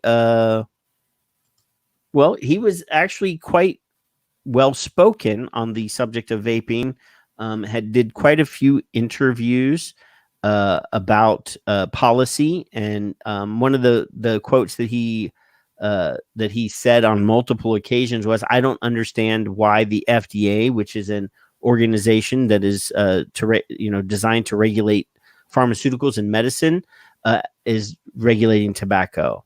And he was a very big pro vaping guy, and I don't want to say pro vaping, but he was a bullshit guy. He was an anti-bullshit guy. Yeah. He didn't want to deal with, I think that he recognized how big the vapor issues were. And I think he just didn't want to deal with it. And then it says, thank you, Liquitech. E-Liquitech has produced Hold on. What? I put in the private chat, I can't click on links that you put in the private chat. Oh, you can't? I cannot. I can't even cut and paste them. So you can right click and go to. Right click. Well, you have to highlight it. I looked her up, and she's a Texas girl. Hey, I have to show this. Yeah, she's a Texas girl. Can I got to stop share screen. I got to go back to share screen. I'm going to share now Wikipedia is not always necessarily the most accurate, but just kind of like Brooke Leslie Rollins was born April 10th, 1972. Hey, she's 3 days older than me. Is an American lawyer who currently serves as assistant to President Trump for strategic initiatives in the Office of American Innovation. Prior to assuming her current role, Rollins was the president and CEO of Texas Public Policy Foundation, an Austin-based free market think tank. From 2013 to 2018, during her tenure at TPPF, The think tank grew from having a staff of 3 to a staff of 100. Rollins previously served as Deputy General Counsel, Ethics Advisor, and Policy Director for Texas Governor Rick Perry. She's an advocate for criminal justice reform. So, yeah, she is. She's a Texas girl, and hopefully we'll be able to get in her ear and maybe get her in the same place that Grogan was in, or better. Well, yeah, but at least as speaks. But she's a free market person, so yeah. Innovation, Office of Innovation, Texas Public Policy Foundation. Okay. Yes. So now I'll scroll down and thank you to eLiquidTech. So blown away by the numbers. VTA has been requesting information from all of the people that are in their membership to give them information about what they're doing during this COVID thing. And one of the things that a lot of vaping companies is doing is manufacturing hand sanitizer. So eLiquidTech has produced more than 100,000 bottles of hand sanitizer each week. That's a lot each week. That's VTA, incredible. huh? That's incredible. Yeah. So, I mean, that's almost 1 million bottles if you think about this going on for about 6 weeks. And no, we discussed last week that they had to have an FDA. I don't know if approved is the right word, but they had to have the right. They have to have a manufacturer's number, I believe. Char may or may not be in the chat room. I don't know. It has to be registered with the FDA. Yeah. But the bottles that she gave me have an FDA number. But anyway, eLiquidTech VTA has been working to support our member companies, which have stepped up to manufacture, bottle, and distribute much needed hand sanitizer throughout our communities. In Maryland, eLiquidTech has produced more than 100,000 bottles of hand sanitizer each week, donating many of these bottles to local hospitals. We are all in this together, and we are so proud of the way our community has rallied together to help get our nation through this public health crisis. Thank you, eLiquidTech, for helping to lead the charge. We're looking for every example, large and small, of how the companies in our industry have been stepping up to do their part to flatten the curve. We will be sharing that information and want to make sure that everyone's efforts are recognized. Please send details of what your company has been doing and let us know if you want to be included in our coordinated effort. And there's a form, there's a hot link, a hyperlink there to a form where you can put that information in. So they even make it easy. Yeah, because we like that. Now we're into the state of the states. The state of the states. This week has been another busy week for VTA and its member associations in state houses. And this is the map of what's going on currently. I believe, I don't know if this, I'm pretty sure this is probably up to date. And you can see that there are bills in a good number of the states. I know that Texas has none, but that's because we don't have session right now. Delaware has none. I think it's easier just to find the nuns because all the other states, Nevada has none. So out of all the states on here, only 4 states, Arkansas, Texas, Delaware, and Nevada, do not have something currently going on in the vaping legislative area. They're a little bit busy, I think. I believe so. Look at Hawaii. Did you see this? Can you see this number? 49. 49 bills in Hawaii. One Already changed the smoking age to 100. Isn't it 25 right now? No, it's 21. It's still 21, but that 49. Holy shit. And let me tell you, that's like 4 years worth of legislation in most other states. And and Hawaii is the way I look at Hawaii is kind of how I look at San Francisco. So there was only like a couple of vape shops in San Francisco, like actual vape shops. And when they died off, like there were still like smoke shops. Well, Hawaii, is one of those states that volcano e-cigs absolutely dominated. Yes. Dominated and The just lava tube was a fucking awesome mod, man. well, it was, but they owned shops and like they just dominated Hawaii. Well, like they're this, and I don't know anybody from Volcano. I actually I've met them before. Have you? Yes. I just know that they've never really excelled in advocacy. I've never. That is not factually correct, sir. Well, I was going to say to this day, I have not heard anything about advocacy out of Hawaii personally. 14, 15, 16, and 17. I know for a fact that they single-handedly paid for all of the advocacy efforts, all the lobbying efforts in their state. Nice. So, yeah, they were quite active when I was tracking that stuff back in 14, 15, 16, and 17.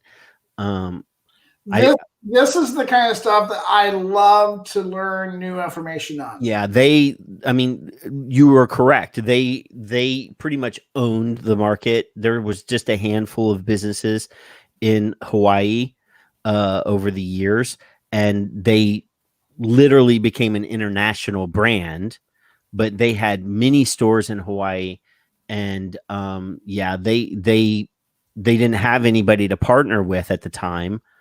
They were members of SFATA at one point, I believe.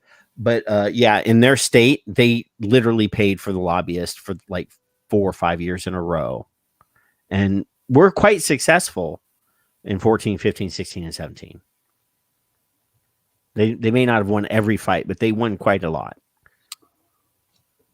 So yeah, I know that their market pretty much shrunk.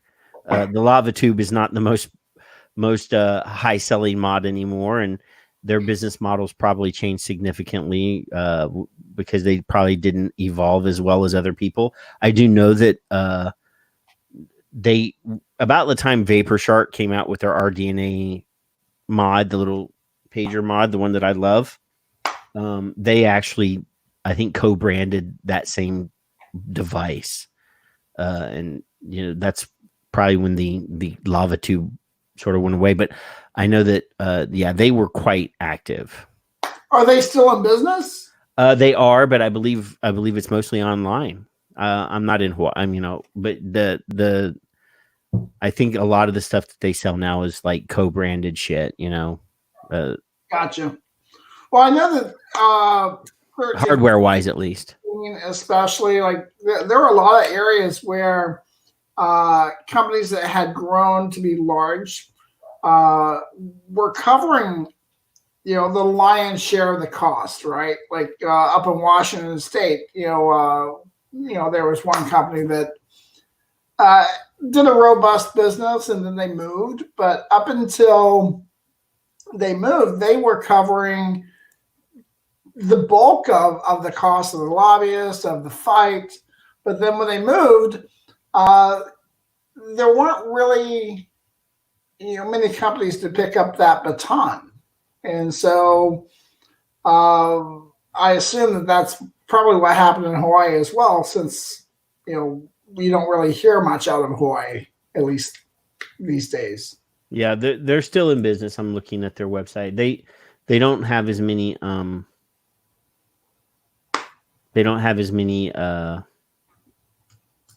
well, they're not manufacturing hardware anymore. That 1, 2, 3, 4, 5, 6, 7. Oh no.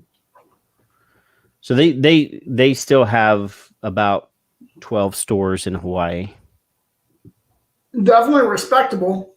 There's a couple that I see are temporarily. There's one that says permanently closed, but the rest of them are all active. And the first thing I went to the website, it said our stores are now open. So they're actually back into business apparently. But when I started vaping in 2010, the lava tube, which was their proprietary mod, was the fucking balls. That was back in variable volt days. They were, and you could fucking drive over that damn thing with a fucking truck and it would still be, it'd still work. I still have a couple. I love that. I love that mod. But yeah, they don't sell that anymore. But it was funny as shit to see a DCT cardo on a lava tube. Yeah. Well, I mean, we don't want to talk, but remember the Empire mod? That fucking thing looked like it was the ribbed tube with the blue color. They had different colored like things that threaded on the outside of the tube, and they were telescoping mods. And you put a fucking HH357 long barrel drooping atomizer on there, and it looked like a fucking sonic screwdriver or something from some sci-fi movie. But anyway, I saw that. Yeah. Okay, now let me scroll down here. I think we have a few of those actually. Paul's trying to make a deal here. Trade him a couple hairs. So let's see. How many hairs to trade? Oh, you give him hair and the tube. Oh, Paul wants your tube, Fig. Oh, that's been the case for a while. Yeah, flavor ban goes into effect in New York. Beginning on Monday, May 18th, the sale of flavored vapor products will be banned across New York State, along with ending online sales delivered to private residences. Along with ending online sales delivered to private residences. Along with... Now think about that.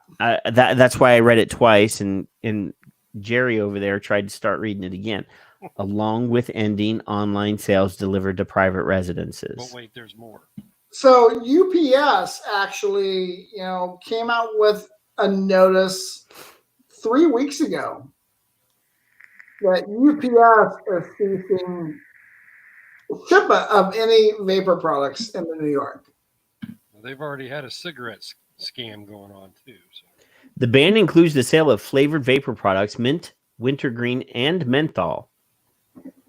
Retailers in violation of law can be subject to civil penalties up to $100 per individual package of flavored products sold for consumption. Products receiving PMTA approval are exempt from this provision of the bill. This flavor ban was forced into New York State budget by Governor Cuomo. The budget and flavor ban passed on April 3rd. So cigarettes are still legal, right? Yes, cigarettes will always be legal. Good. I was making sure.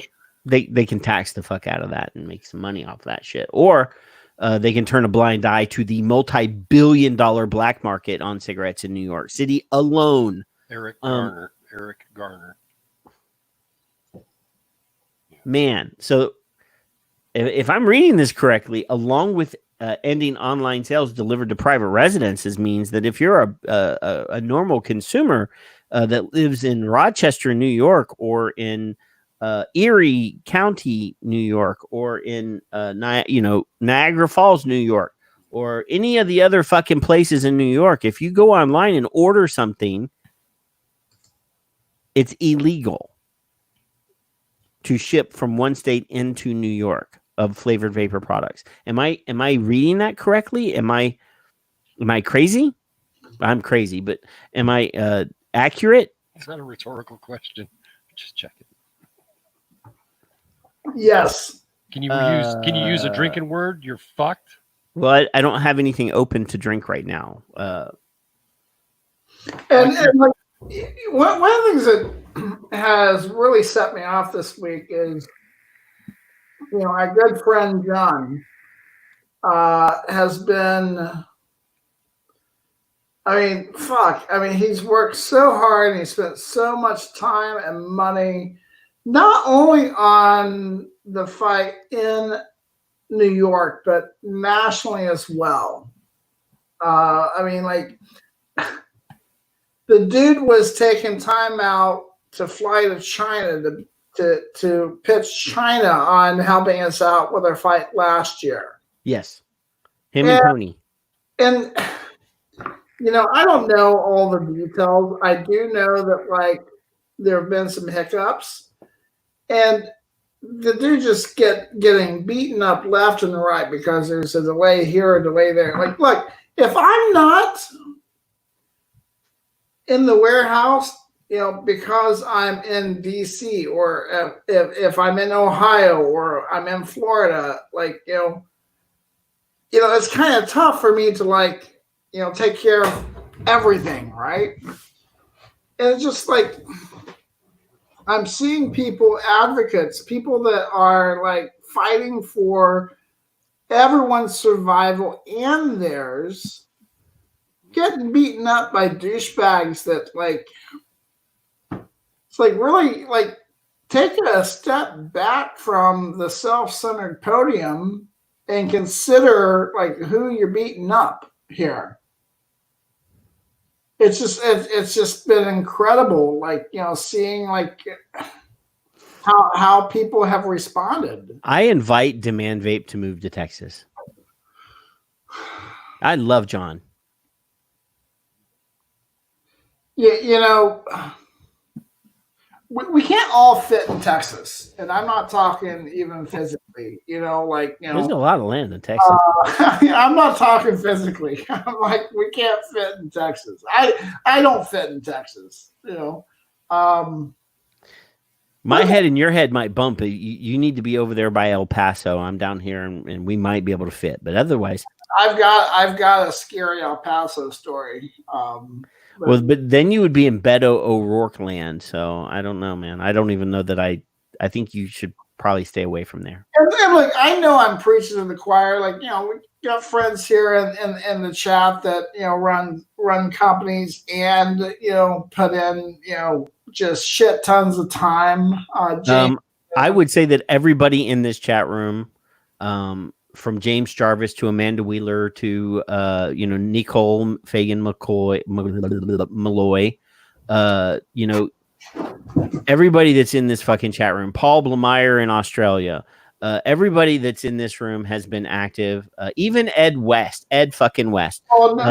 Where I was going with that is on a similar level. I know that there's probably been times that James didn't get an order out immediately because he was at the State House. Well, of course. Amanda didn't get an order out immediately because she was in Colorado. And it's just it's just absolutely incredible that people just are just mean and they only give a shit about themselves. I see a lot of packages going to New York that are going to say dildo on them. That's a good idea. That's a good idea. Yeah, I imagine that Kevin's going to get a couple ribbed for his pleasure boxes. Scented candles. Oh my God, that's hilarious, Amanda. All right, so there's. All right, so I'm gonna message Patrick this picture. Oh, wait! There's a cranky old broad in the room. Just relax. You leave Skip alone. Flavor. We love Skip. All right, so Amanda reminds me Karen's here. Asian Cuomo showed up in my timeline. I'm not going to rat out who shared this, but what? But I did absolutely think that this was Asian Cuomo. Patrick can decide on whether or not he wants to share this or not. But I've laughed so hard at this picture, at this meme, that I'll cut it out.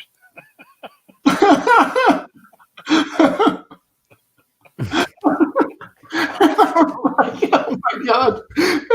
That's like Cuomo in the back room if he was Asian, wait, we can't stop quarantine yet. I'm still dealing with my nipples. I think you have that on your phone so that you can look at it constantly. Oh, I totally saved it immediately, bro. But that guy's super famous for his his sheet tricks, his tablecloth tricks. Is that the Gangnam Kong guy? Yeah. Gangnam Style? No, it's not. It's not Gangnam Style. Tricks with the tablecloth or towel or whatever.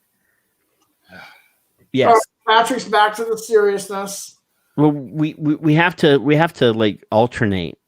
Chuckles serious. So Missouri fends off additional vapor regulations. We can now report that House Bill 1682 passed out of the Missouri State Senate last night as an omnibus health bill. This underlying bill includes the prohibition on vaping in public schools and school buses. Fortunately, we were able to avoid any other or additional vapor language being added. The Missouri General Assembly is scheduled to come to a conclusion on tomorrow. So we talked a little bit about Missouri a few weeks ago, and I know that Keno Becton and Ken Elliott, I think Ken actually talked about Missouri in his interview with Mike and James and Nick as well. But Monday 20, like 2 weeks ago. Yeah. That's been a hard-fought battle, and that's another area where there's only a handful of companies that have stepped up, and a handful of consumers. Our friend Shannon Brown, like she's been very active. I think Jaden was doing work in Missouri as well. She's right next door in Kansas. Our friend John Hawk created a state group, and he was working with VTA. But that was a really nice, it was really nice to see that, further stuff that the legislators were reaching for did not get put in. Yeah. Did you say working with VTA? Yeah, working. What is this VTA you speak of? Yeah, exactly. Wake the fuck up. Very tough assholes. VTA is this group of people that it's probably good that I'm not on the board, because I'd be like, nope. Oh, wasn't Tony was in the White House in November, wasn't he? He was. He's part of the VTA. Now I've been in the White House. That doesn't mean. Oh, shut up. I did pay to go. I was on a tour. Yeah, you haven't been at that table, but Hell's no. They would never let me at that fucking table. I'm on a list. Did I get to the table? Will Jerry be there? When you have stuff that gets removed like that, that's people that are working behind the scenes and contacting. And honestly, I haven't seen a lot of posts about Missouri, and that just tells me that the lobbyists and the business owners that have been in the fight, they've been talking to legislators, personally. AJ's been keeping me updated on. Well, I mean, I imagine that sometimes no news is good news. Sometimes means that they're doing what they need to do, and they don't want to draw any attention to it and get scare politicians away. That doesn't always mean, when we don't hear anything, that nothing's happening. I've been saying this for years, and I talked to Tony, last year, the year before, and was like, dude, people need to hear what you're doing, because a lot of people believe that if they don't hear something, that you're not doing anything. But this goes back to the don't always take. I don't always like to pat myself on the back for shit that happens, and you force me into thinking of a different way. At the same time, though, the reality is, and I get frustrated too, right? But that's simply not how they operate. That's when one of the things that struck me. So last year I was up in Sacramento, right? And I had the privilege. It was a lot of work, but I had the privilege of working with VTA's lobbyist up in Sacramento. And I tried to get a picture with one of them. And she's like, we're background. Our faces don't get put out in public. That's not how we operate. Fig, I like you, but no pictures. And at first I was like, oh, come on, that's not fun. But, when you think about it, as many different industries that lobbyists are in, this one represents Facebook, represents Uber, represents VTA, represents, I forget all the other ones that this one firm represents. But like, can you imagine, especially post Evali and post, Bloomberg and post, like if their faces were real public being attached to Vapor, like would they be influential? Or would that be affected? Like, would it cost them other clients? Like. Well, I mean, you got to figure every lobbyist is. I don't believe any of the lobbyists, even the ones that we use, are only representing us. Like they get paid Right. to lobby for 5 or 6 different people at the same time that they're in the fucking Capitol lobbying for you or more. And that they don't, you don't see Facebook posting pictures of who their lobbyists are. You don't see Pepsi or the soft drink manufacturers of America or whatever the fuck their group's called posting pictures of their lobbyists. I can understand that they don't want to be promoted in that way. I've never seen a fig's hair lobbyist. I've seen more pictures of vapor lobbyists. Just because I know of one where they're like lobbyists from almost every state standing on a stage getting their picture taken. I was there. I saw it. But yeah, I mean, I can understand. Well, that was a different story. I can understand that they don't want their clients to know, their other clients to know who else they represent. Because there could be some sort of stigma. Well, I think what I was actually trying to say is like I think that's probably ingrained.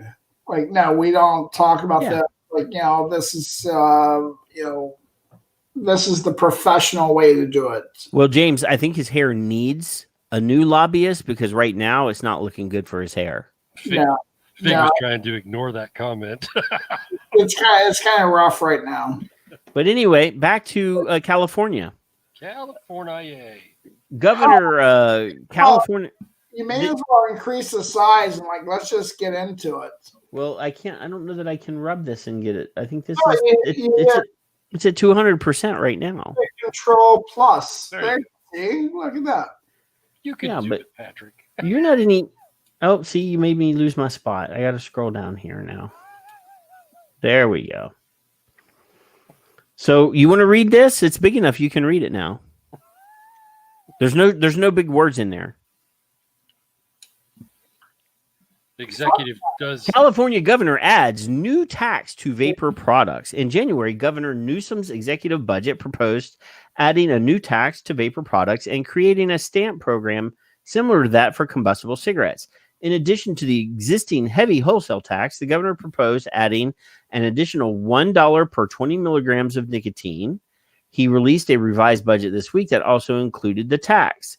Assemblyman Adam Gray, chairman of the Governmental Organization Committee, offered amendments to his vaping regulation, AB 1639, that was introduced last year. Unfortunately, he has proposed a $2.40 per milligram, per 40 milligrams of nicotine in an effort to outdo Governor Newsom. VTA is aggressively opposing both tax measures. Hearings on these measures are likely to start within the next 2 weeks.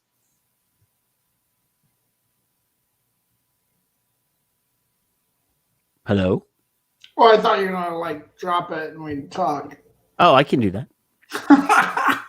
So there's a $2.40 per 40 milligrams. Now, that's not milliliters. That's not about volume. That's about nicotine strength. And that is on top of a 59% excise tax. Now, I need to understand this, though. Is this on top of? So if I buy, for example, a 120 ml bottle of e-liquid, that is 12 milligrams of nicotine. I'm sure that tax is calculated For the 12, or is it calculated for the volume of nicotine in the bottle? I understand it's volume, like similar to Utah, and we talked about this Per milligram per milliliter.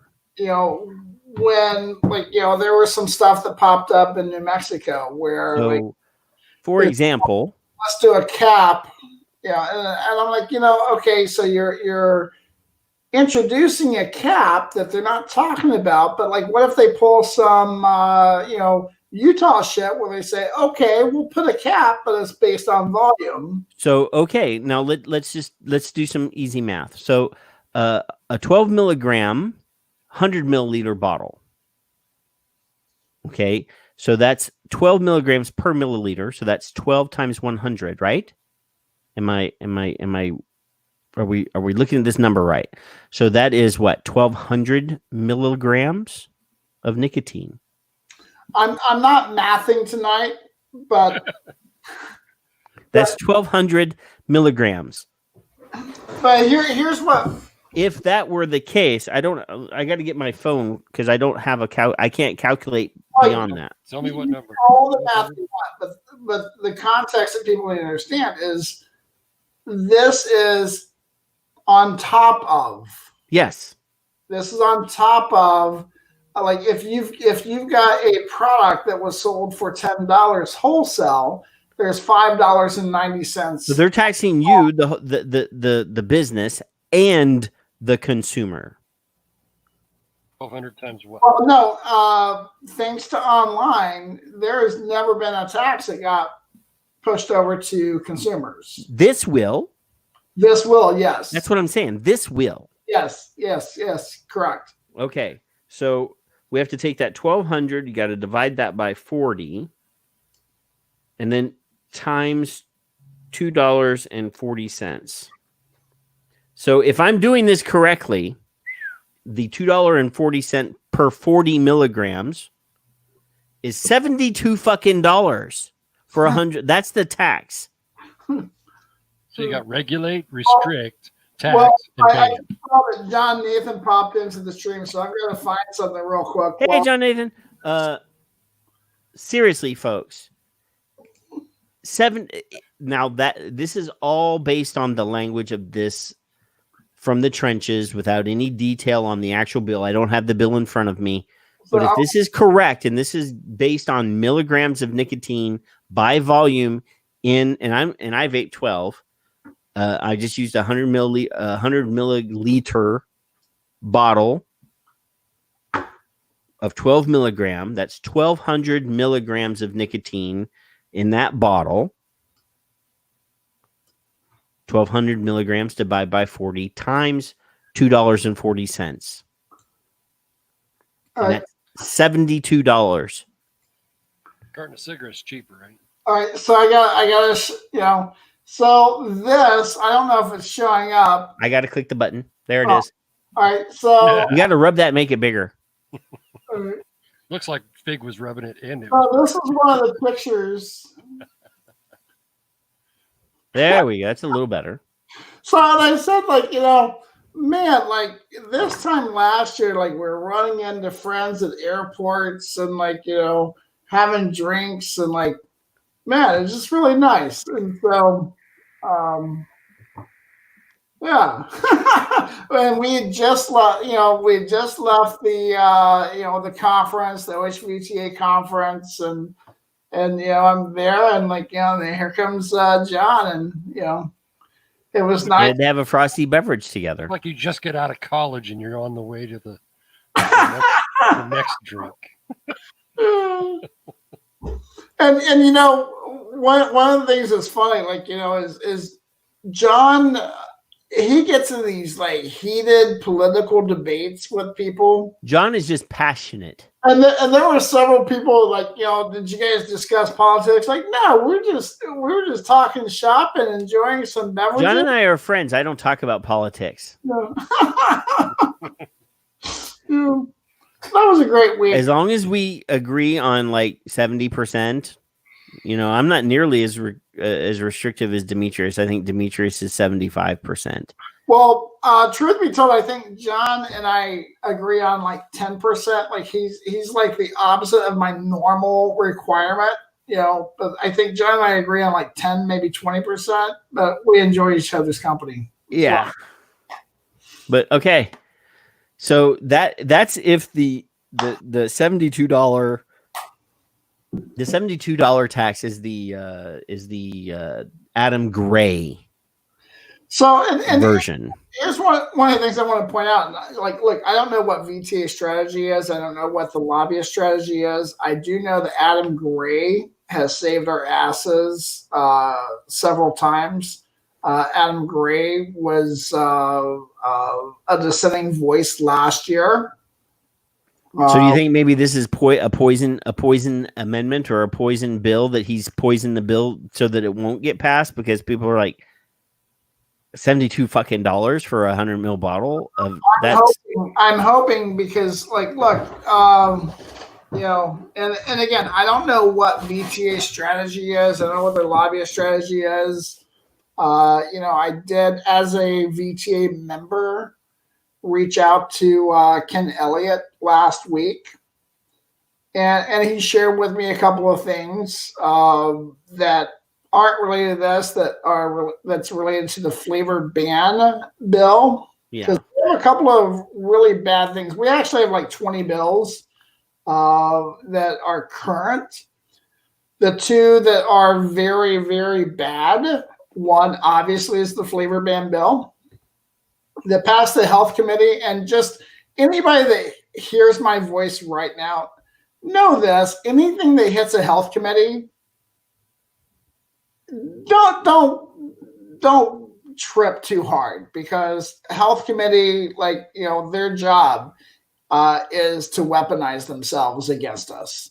Yeah. So don't put any real stock in health committee hearings. Now the Newsom tax is $60 in that same situation. 12 milligram, 100 milliliter bottle. That's still $1,200 divided by 20 times $1. So my hope, that should be obvious, is that like when people hear this, they think, "Oh my God, that's so fucking egregious, and it's so much more than cigarettes, that there's no way that this should be passed."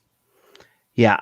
But if as far as I know, there has been no per milligram or by milligram by volume tax that is actually passed. I could be wrong. If nobody's paying attention, VTA, and if nobody can do any fucking math, drink word, then it's going to pass. Well, it is California. Well, any state. You can't even say, well, it's California. Like, just keep it at the very basic. If someone presents something and nobody opposes, it gets yeah. Right straight through. If no opposition is there, it's going to be like, what's his name? Cuomo's thing. If you don't show up, your vote's automatically a yes. That's right. New Mexico just got a state group, like in what, August? It's actually a year and a half ago now. Yeah. Okay. Yeah. They got a state group literally the week after VTA installed a lobbyist. All right. So Florida. Yeah, what is going on in Florida? I'm this thing here, this whole because we did the rally, the virtual rally for SB 810, like literally like what 7-8 weeks ago now. Right. And I'm in one hand, I'm glad that we've had all this extra time to beat the fuck out of this horse. But now it's like, come on, guy, veto this bill and get it over with already. Well, look, this is another one of those things, and we've talked about this a little bit, and it looks like Kevin's getting a new name by Ed West. He's calling you Volume Kevin. Well, he doesn't have any volume. He cut all his hair out. Turn it up. How's that better? You can take that down. I think that's all that it says. Florida fights for flavor ban veto, VTA, the Florida State Vaping or the Florida Smoke Free Association, and our state lobbyists are hard at work to ensure that Governor DeSantis vetoes SB 810, a flavor ban. We're continuing our efforts to reach the governor and advocate on behalf of our members who would be severely impacted by this legislation. But we need you and all Florida residents to continue to ask Florida or Governor DeSantis to veto SB 810. Please take action and tell your friends and colleagues in Florida to contact the governor here at vaporssayveto.com. Yeah, Florida, like I said, I'm all for fighting until the fighting is, won. But yeah, this deal is on a slow roll. So here's one of the things that's really difficult for most people to, just deal with, right? Legislation is slow already, right? SB 810, I mean, it was like 6 months in the making. Yeah. And James Jarvis is saying that, Nikki says that they're on hold, and then James Jarvis says that the bill hasn't been transmitted yet. So we have had over 6,000 emails sent. So if you've been paying attention at all, you know that Florida has been really, really hammered by everybody in the nation. Leading up to why is DeSantis opening up? Why isn't he doing this? Why is it taking too long?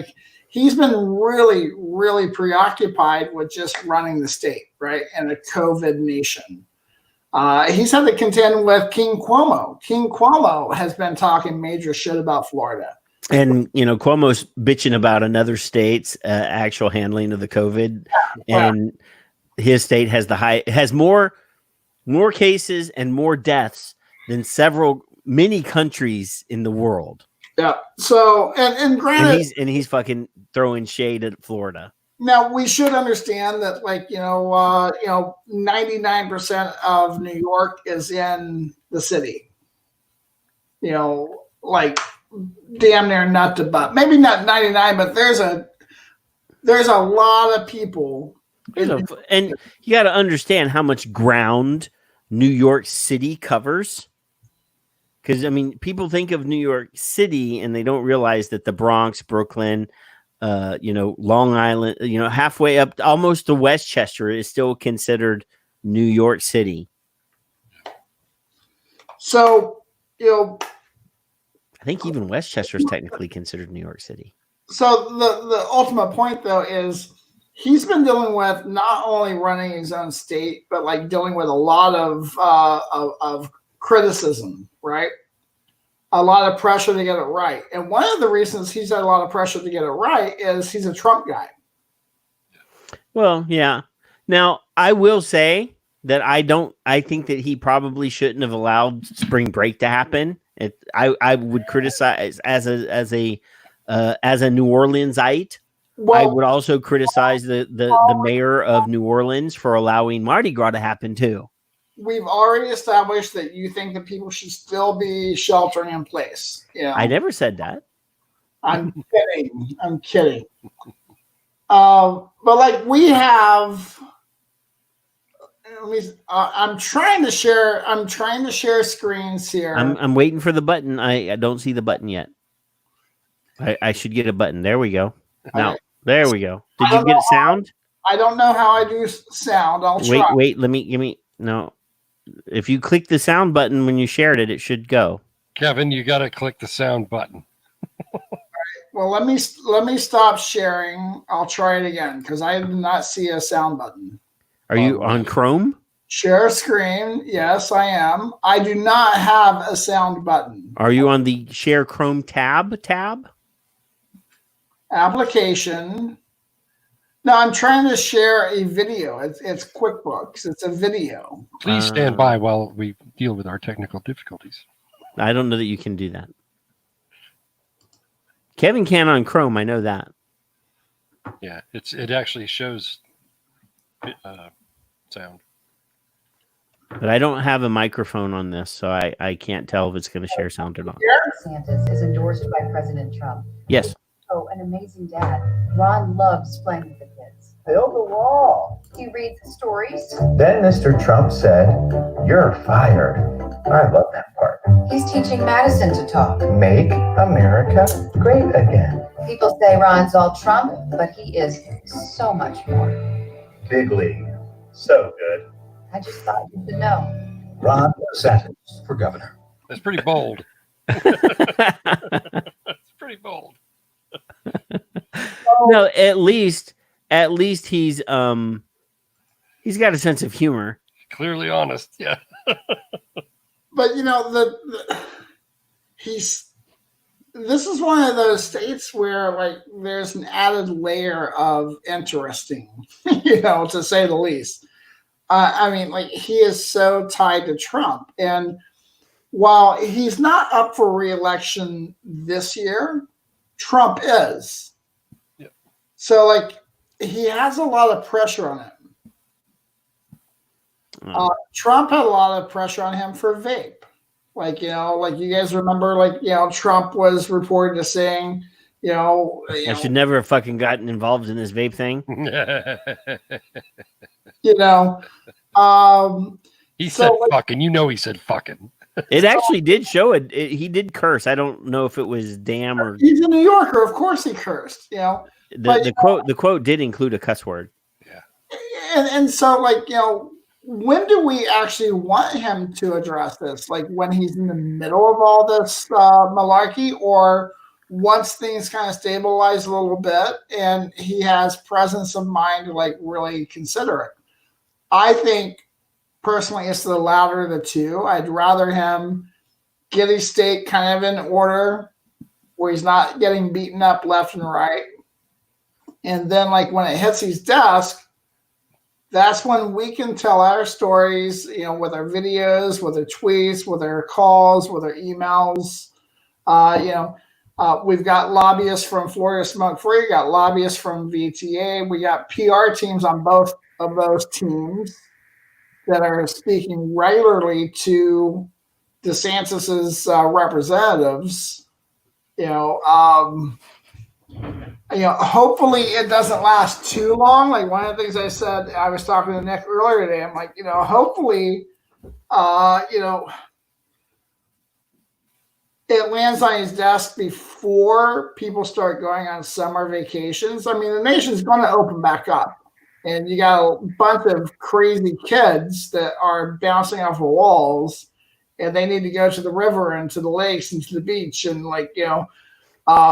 and we all know that like when summer hits, people are ghosts, man. So I think we want it before that exodus happens, but we also want it to be like once he's kind of like, calmed, the herds, if you will. I think his staff is going to put a stack of bills on his desk as they get transmitted. The signed ones, the don't sign ones. I think that's how that works. I don't think he sits there and reads every bill. I could be wrong. Well, especially since I think I heard something like he's got 3,000 bills to sign or something. No, like I do remember he had over 300, and or 300. When this thing started happening, Nick said it to us on here, that he was taking like 5, 10 at a time at that point.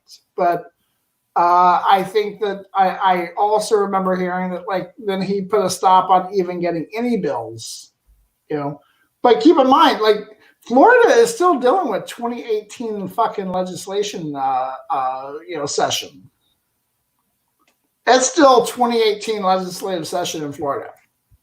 See, Nicole's on my side. Nicole says yes, Patrick Reif. I think that's what happens. I know that happens. I know that's how it happens in a lot of states. She's not freeze the fucking bills. Not on your side. She's saying yes to like one of the 17 things you said. She said, I'm right. I'll send you the $1. Hey, and use the StreamYard thing and make that comment public. Yeah.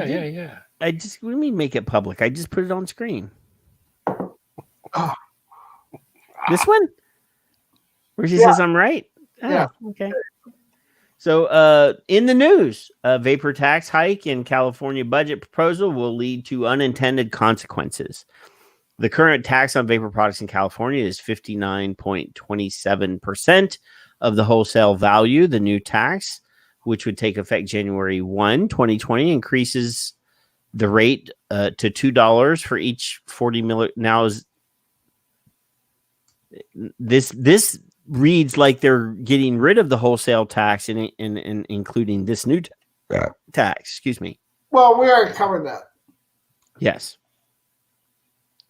I thought it was just an additional tax. This makes it seem like that they're replacing the wholesale tax with a point of sale tax. It's not. Okay. So this is not correct. It's all in the wording. And so okay. So Governor Newsom's budget summary also supports a statewide ban on all flavored nicotine products, which the Tax Foundation says would create unintended consequences. Read the full article here. I'll click on that. So while you're rarely, if ever, wrong, I just want to kind of mention that increases doesn't mean replace. In addition to. I made it bigger for you. Oh, fucking pop up. Regulate, right. Restrict, tax, and ban. The Tax Foundation vapor tax hike in new budget proposal would lead to unintended I already said that. All right, let's see. The Center Square, a vapor tax increase will be included in the revised budget Governor Gavin Newsom plans to submit Thursday. This tax would take effect January 1 and is projected to raise $32 million in revenue for fiscal year 2021, which is not going to happen, fuckers, because enforcement. Because in September, when most of the vaping industry goes away, you're not going to be able to tax products that do not exist. So I have a question for you outside of vaping. I'll remove this. Okay. What does authoritative information mean to you? Authoritative information would have to be information that came from someone who was an authority on that subject.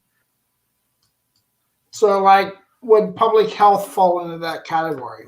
When you ever introduce me to a public health person that is authoritative and not a scam artist, I will say yes.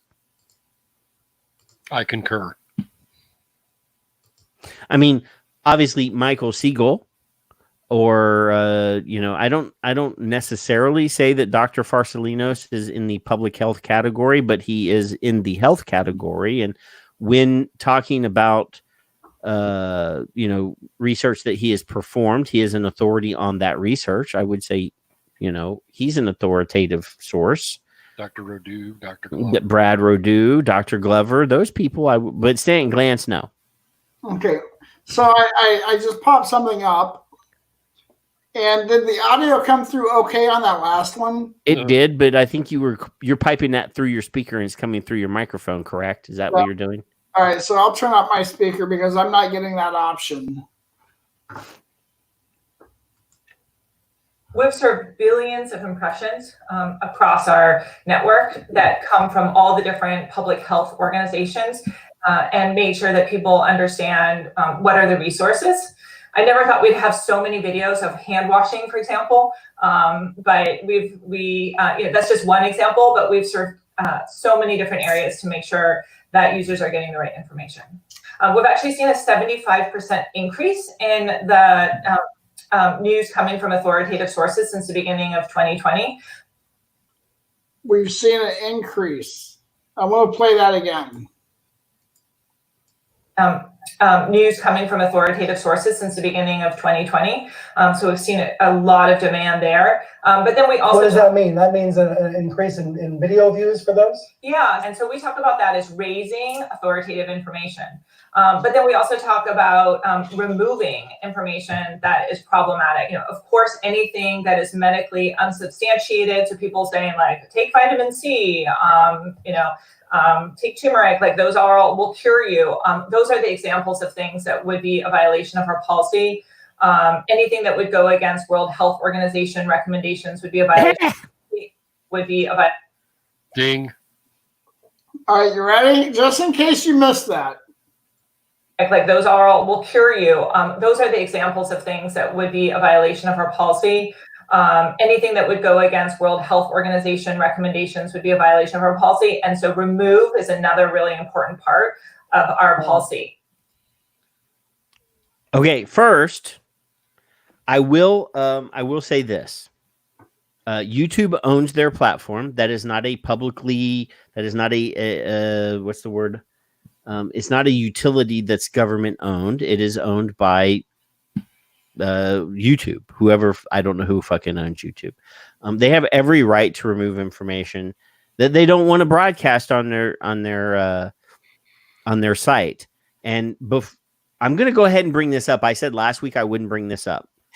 For example, if there's a video that says something that you like, even though the source of the information is discredited, the information is not factually based, and just because it says something you like and they remove it doesn't mean that it's some sort of conspiracy. It does mean that there was some information in there that is either from someone who is a fucking shitheels crazy person who is only trying to sell a book or make some sort of profit off of causing dissent or spreading lies. So yes, I don't agree with it. But YouTube has every right to remove anything they want off of their fucking platform because they own that fucking platform. However, it's not like TV that is federally regulated and they're supposed to give equal time to all sides. Here we are. So one of the ways I view this is television, became regulated when government realized that, wait a second, this is where our people are getting their information and you have such sway in public perception. I would argue this, and look, I don't read notes from FTC or FCC or many of these acrimonious asshat organizations that are government entities, but if we've learned anything in the past 65 days, the power that YouTube, that Facebook wields is just simply unnerving at best. Facebook has already sat in front of congressional hearings because of their emotional controls and their case studies where they wanted to see if they could control how people felt. Now, the only hearing that I know of that Facebook was called to and was required to show up was about privacy. I don't know of any other hearings. There was one where they were caught red-handed, where they were sending a certain amount of subscribers negative feeds, negative ads, negative posts. They wanted to see what the social ramifications were and how they would respond to it. Mm-hmm. Now, right now, YouTube, and by the way, Google for eons, and when I say eons, I mean 10 years, they literally were renting space from the NSA, on the same grounds. So now that does get a little tinfoil hattish, but they have a relationship with the fucking government. And well, of course they do. When something pops up, they become the authority. And so when the authority becomes the deciding entity as to what gets published, they control the narrative. Problem, Houston. Well, for example, the equal time rule which is the rule where TV on public broadcasting service on any television network that uses an actual transmitted over the air signal since 1927 is when the law was instated, and back how many people use those services in 27 now? Oh, now very few people probably actually. I mean, unless you're low income and can't afford cable. First, I say, Amanda, come on here, Amanda, help me out. But bro. But YouTube and Facebook, when you agree to use their shit, you agree to the terms of service. If you don't want to use Facebook, you don't want to use YouTube, then you don't have to. You don't have to, follow their rules. But it's their shit. There's a point, though. That that's complete and utter bullshit. What? When the vast majority, like right now, like how many times have you watched, governor speeches, president speeches outside of Facebook? I was watching the president every day on TV. On TV. God, yeah. You're old.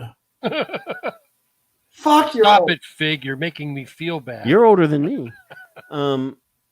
No, but typically, I have not, except for one time, I've not watched any of it outside of Facebook. There's actually days where I don't even touch the computer or YouTube.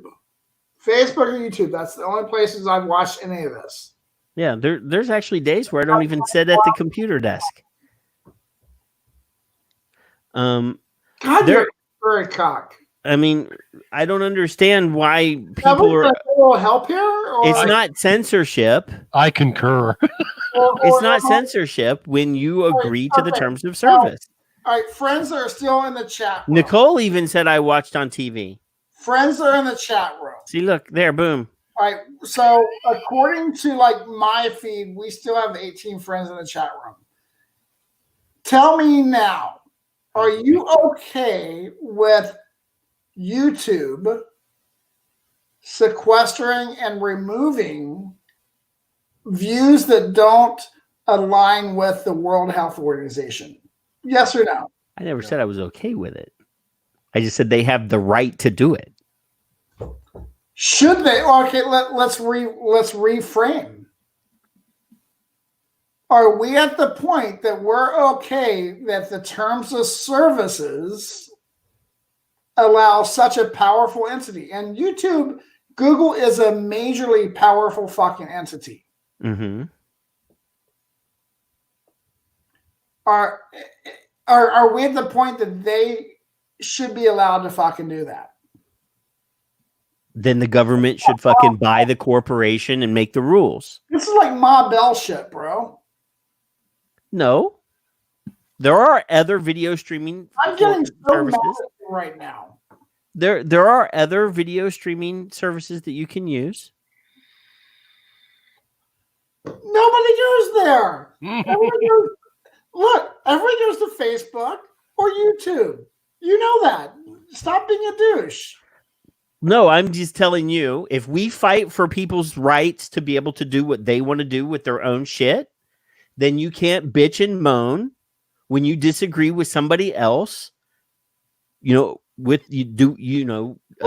exercising their rights to. I can absolutely disagree with a powerful entity. So you're a socialist then. Content and siding with. So you're a socialist then. Corrupt. You want the government to tell everybody what they can and can't do. Define socialist. You are essentially you're promoting totalitarian bullshit. No, you're saying that the government should be able to tell companies what they can and can't do with their own resources. That is exactly what you're a proponent of right now. That is exactly what you are absolutely missing the point, or at least obfuscating the point. The point is they've grown so large to where the public is dependent upon their services, and they profit off of that dependence. Therefore, They're still a company. They're still the world will not end tomorrow if YouTube disappears. They are not something that is life and death. Tomorrow, if Nancy Pelosi disappeared, but I'd be grateful for both.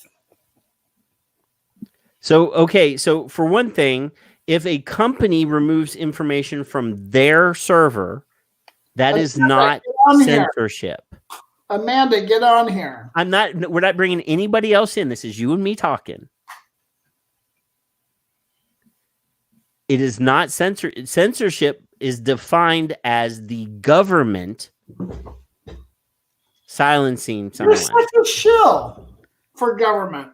Right now, I'm viewing you as a shill for government. No, I'm a shill for companies being able to decide what they do with their own shit, whether that's a vape shop or a big ass company. We're not talking about companies that have actual fucking competition. YouTube doesn't have real competition. Facebook, I believe that Vimeo may not be quite as big, but Vimeo does have a huge library and a lot of people. Don't even fucking try it. Twitch has more users now than YouTube does. That and Pornhub. Come on, yeah, exactly. But come on, Joe. Jeez. No. Twitch has more unique users than YouTube does. Twitch is a bigger platform than YouTube now. And I guarantee YouTube is for the old fogies like you. I guarantee you this. There's no fucking politician going live on Twitch. They are going live on YouTube. They are going live on Facebook. You would be wrong. The White House actually has an official Twitch account. Do they? That's pretty cool, actually. What's Twitch? I don't even know what the hell it is. Twitch it started out as a gaming video platform, but now everybody's leaving YouTube and going to Twitch. So it's like, what's that other one I'm on that I can't figure out? These nuts? Those nuts? Damn it. No, I don't know what the fuck it is. So, for example, I know that there are a bunch of butthurt people because a certain video was removed because it said stuff that they like. No. You're going to that. No. There's a bunch of people in the chat room that I have seen publicly bitching about the removal of that video. Stop. I'm talking about the motherfucking CEO of YouTube. Uh-huh. If it does not echo what the World Health Organization says, we will fucking pull it off. That's their right. I don't like you right now. I have bitched louder than almost anybody in this room about the WHO. But YouTube has every right. It is a privately held corporation to do whatever the fuck they want to do with their shit. If you don't like it, start your own streaming platform and make up the rules as you go. There is a point in time where that libertarian Republican argument just does not carry water, my friend. It does not carry water. When you are so dominating of... So then you're okay with the government regulating your business in ways that you don't think are fair. Because you disagree with something. I had an argument today about fucking masks because somebody said I don't like masks, so I don't believe any science that you put in front of my face. We're not talking about masks. We're talking No, I'm just using that as an association. You don't like the rules, so you're pissed off. Corporations have become so large that are manipulating billions of people. Then the government should purchase the corporation and regulate it the way the government wants it regulated then. And that's a socialist idea. What did you say about public broadcasting? Public broadcasting is regulated because they use a resource that the government regulates. The internet is deregulated. Okay, so you seem to know a lot about that. So is that relegated to only public TV. It's relegated to the frequencies that are within a certain band that the government has set aside for TV. Okay, so Also CBS AM, FM. privately owned. What? CBS is privately owned. CBS is privately owned, but they transmit on a public airway, on the public airwaves That's at a FCC. frequency FCC regulates that. that has been licensed to them. So CNN is a private corporation, And not can say whatever the fuck they want to on their Not cable on network because public. it is not reliant on the public airwaves. Is that socialist? What? Is it socialist to require CBS to not get too unruly? And No, CBS is required by law to give all sides equal air. And is that socialist? No. That law is put in place so that all sides get to speak. So why did they do that? Because it is a government regulated and licensed platform But why? that is using taxpayer. Why did that come to fruition? That law. Why did it come to fruition? Yeah, like The Radio Act of 1927 was put in place so somebody had to say, like, "Hey, we have an issue here." because one political party complained that the other political party was getting too much airtime on a frequency and so that was regulated by the government and licensed by the government. What's the difference in,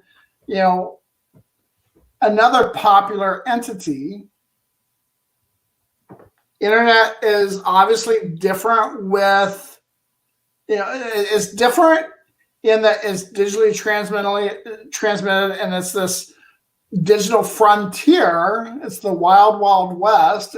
I mean, you can see Asian Cuomo with clothespins on his nipples. So you can have whatever you want on the internet, but like when you're looking at the vocalics of the power of their vocal control, it transcends like this archaic mindset of like, oh, it's their business. That's like saying that, you know what, let's let Jeff Bezos do whatever the fuck he wants. No, because Jeff Bezos' business is in the market that is actually regulated, consumer goods. They have to follow certain rules. Amazon is a retail outlet. Those products are regulated. And There's rules that they have to follow. Highly subsidized by tax breaks, tax credits. Yeah. And it's the same deal with YouTube. They have. Now that's a different thing, though. The actual business, they may get tax credits, they may get some sort of, but in no way, shape, or form is the internet regulated in any way. It's deregulated. They actually passed laws to prevent the government from interfering. But they want to. With the internet.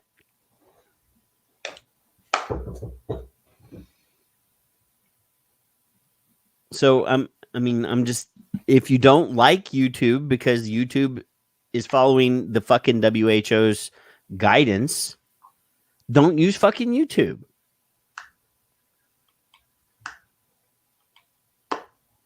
I can't see him move now. I don't know if he's clapping invisibly.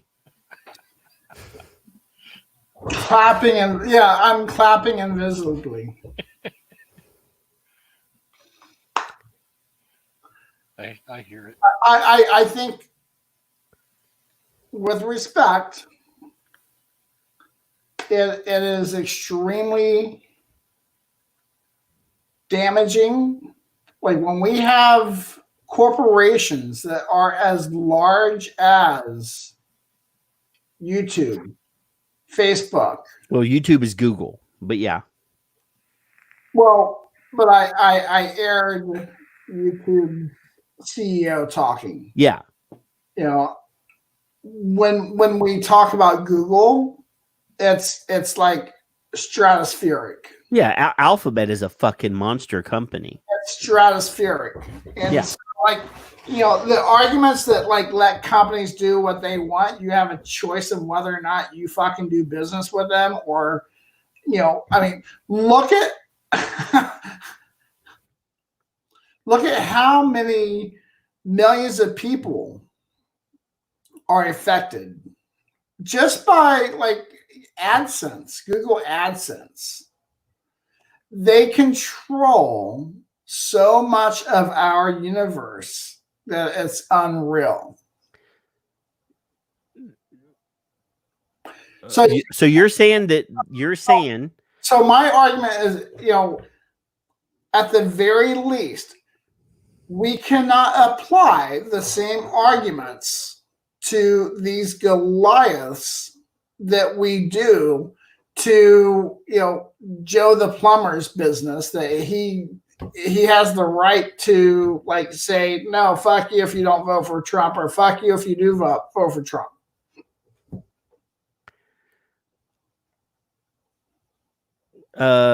So what you're saying is that people are so weak that they can't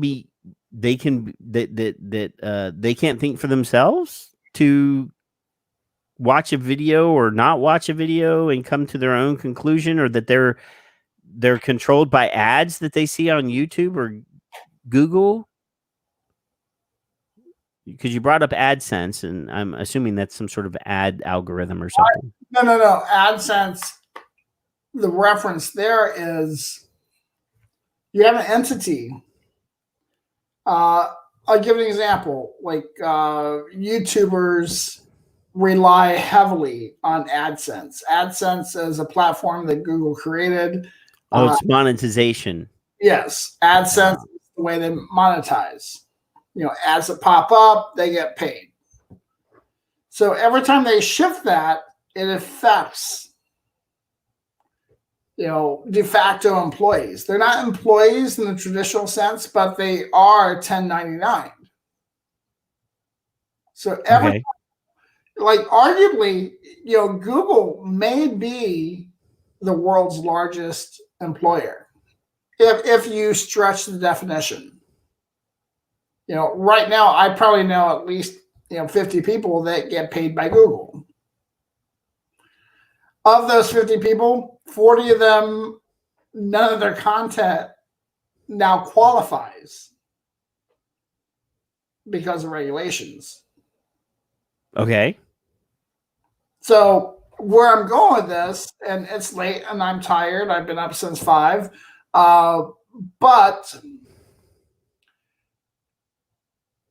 YouTube, Google is very intertwined with government regulations and all sorts of like just grisly things that places them much higher on the plate of scrutiny. You know, we're not talking about your normal business operations that you're referring to. Like, you know, we're not trying to like squelch business on a normal platform. So you're saying that because they're big, that they should have different rules than the little guys. I'm saying because how interwoven they are in our lives. Because they're successful. They've been successful and have become interwoven in people's lives. Ted Cruz. It's not because they're successful. It's because of how interwoven they are. Because they got successful. No, you're minimizing. YouTube started out as a small little fucking piddly business run out of somebody's garage, just like Amazon. And they worked hard and were successful and got powerful and have interwoven themselves into everybody's day-to-day. And got powerful and interwoven themselves in everybody's day-to-day. So you're pissed off because a successful company has done what they were supposed to achieve. No, you're wrong. How am I wrong? Well, first off, by If saying I started a company and it got successful, I would want to use my platform for shit that I want to do. First off, when you say like you're pissed off because they're successful, you're minimizing what I'm saying. And No, I'm actually just wording what you're saying, because you're saying interwoven and important in everybody's day-to-day life now. Would you agree that Poor Kevin. So you are agreeing that Google, YouTube, these companies are powerful. Of course. You are saying that they are interwoven. That I am saying, I don't say interwoven because I don't rely on YouTube. And I can go a week without looking at fucking YouTube. I mean, I don't think YouTube has a hold on me for any way, shape, or form. And if I couldn't find a video that I was looking for, I would look for it somewhere else. Says they're successful but not powerful. Okay. So you're saying that because they have made themselves important to people, that they shouldn't be able to control their own platform.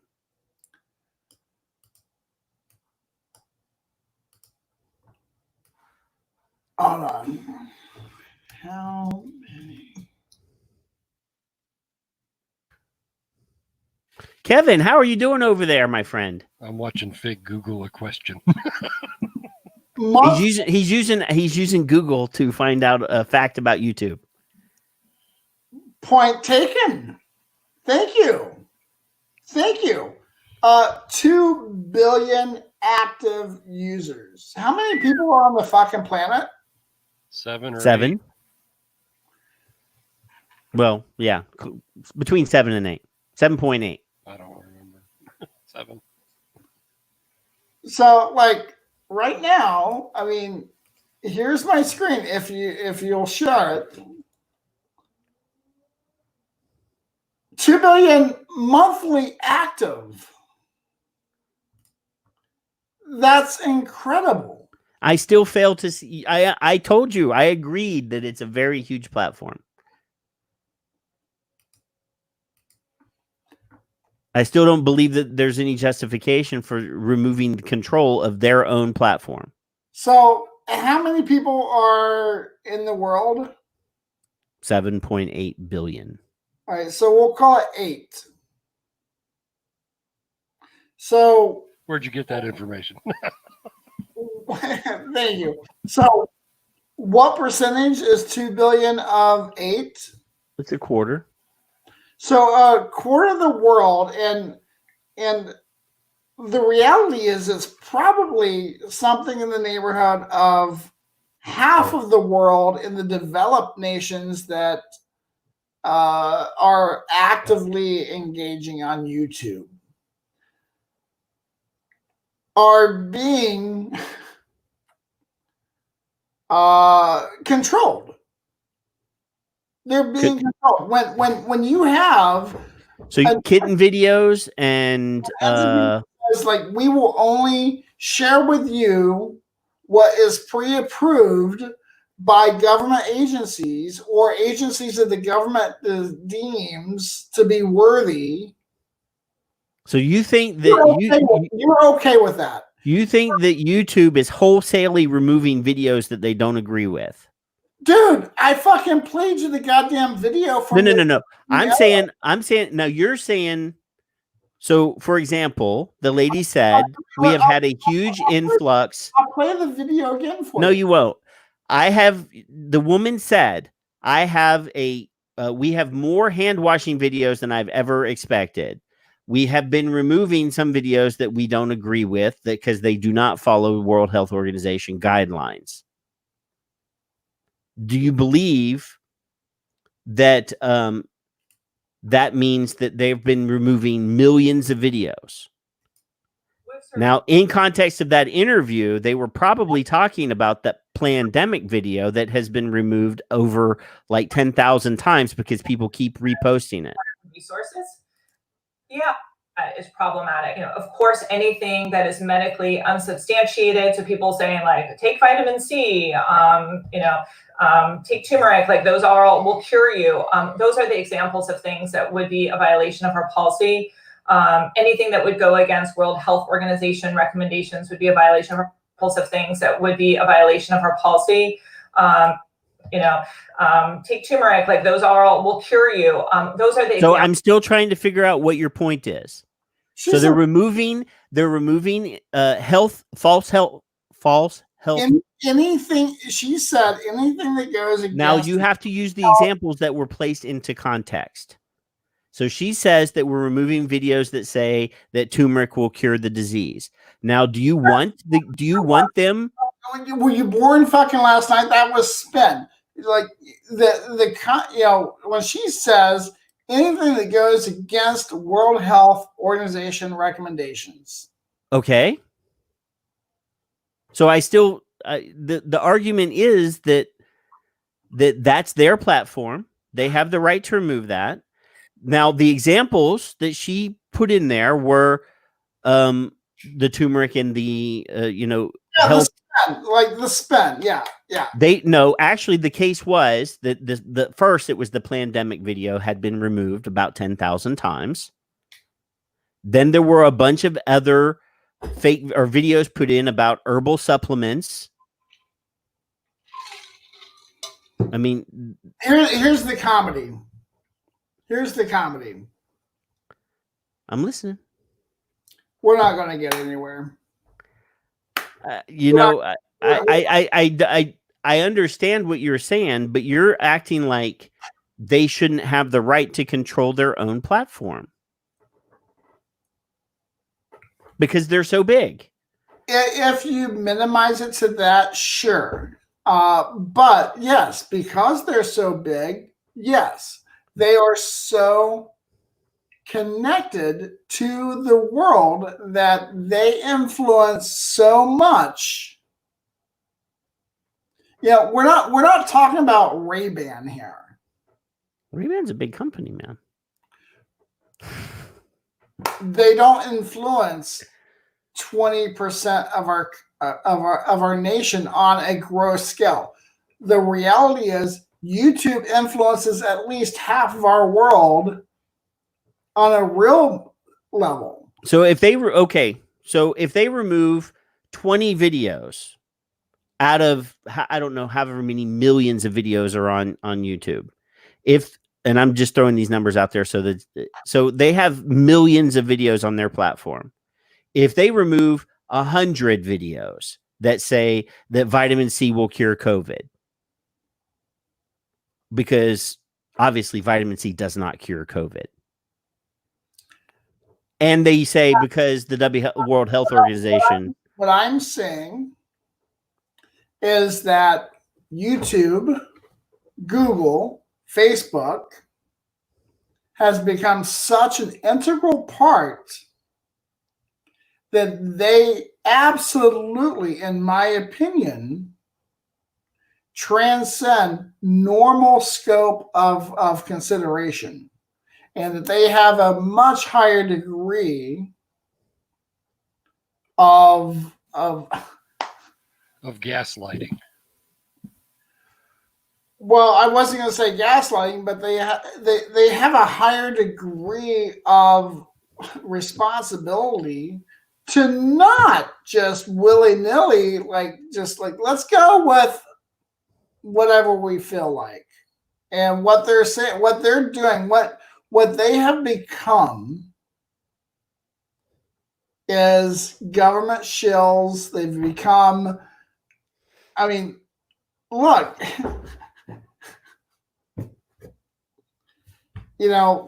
this is going to go on, and I don't have the words to really put forth everything that's in my head about it. I'm not okay with it. I think it's complete and utter bullshit. They may as well be having Bloomberg up there jerking off. This is Bloomberg shit. Well, somebody brings up that they promote the Bloomberg. Amanda actually put it in here. Promotes Bloomberg's vaping agenda. But the number of vaping videos they're not wholesalely removing vaping videos. They've demonetized quite a few. Monetized the fuck out of it, and they actually they actually have removed vaping videos. They actually have. I didn't say they haven't removed any. They're not wholesalely removing them though. Channels they have on a dime shut down revenue streams of people who they have. Yes, they've demonetized people. No, they've shut down channels. I haven't seen any. None of the people that I know that have vaping channels have been removed. They have shut down channels. The only ones that I know that they've removed were the ones that we reported.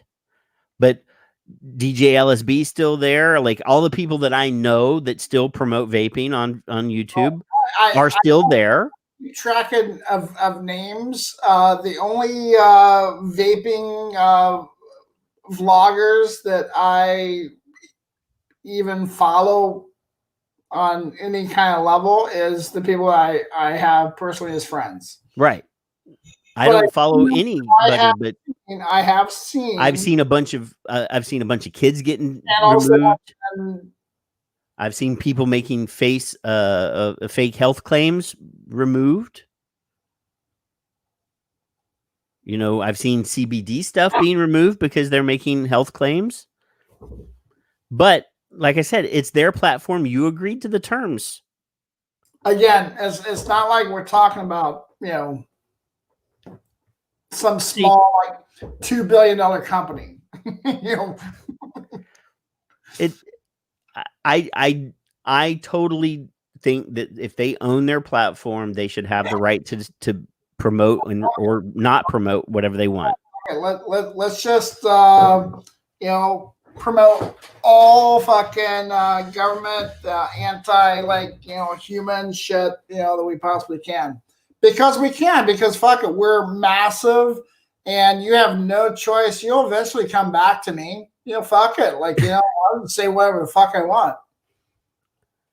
Like I said, there are other platforms. No, there's not. Come on, stop. There's platforms for the 10 nerd fucking Android users that this is what I'm hanging my hat on. I'm fucking cool because I'm Mr. Vimeo. Or no, I only fucking upload my pictures to Pixel, because I'm shut up. And I'm not telling you to shut up. I'm just shut up to that jerk off. Let me outsmart you with my academic prowess. Shut up. Not you, but you know what I'm saying. You're fucking with me because I'm tired and now I've had 2 cocktails that were kind of nice. Instagram. That's it. I'm not gonna let you jerk my chain like that. It's bullshit, whether you care to fucking admit it or not. Now, do I agree with anything the World Health Organization says? No. And you know what? When you get off of the fucking TV show here, and you go back to the kitchen and you pour yourself a stiff bourbon, you'd be like, I gave Fig a hard time and that was fun, but no, Google is intertwined in fucking government, and Google is being a complete fucking turd monster. Or dick monster, as a friend of mine calls. Do I think they're nice for doing so? No, I still say that they have the right to be jerks. Nice thing. It's a fucking manipulative thing that they are fucking with the world. And this bullshit thing that you said earlier about people being too weak to they can't watch a fucking commercial without being influenced. Bullshit. Look, I don't give a fuck how smart you are. If you see something 10,000 times, you're gonna start fucking believing that shit. And that's what fucking YouTube is. Go back fucking 10 years ago to the goddamn BP oil spill. The largest oil spill in history. They spent $90 million with YouTube ads. And within a year, BP is like flower fucking children that like, came and like they tweaked your nipples and stroked your hair and said goodnight, with a loving glass of milk. So you saw that ad 10,000 times, but you don't believe it.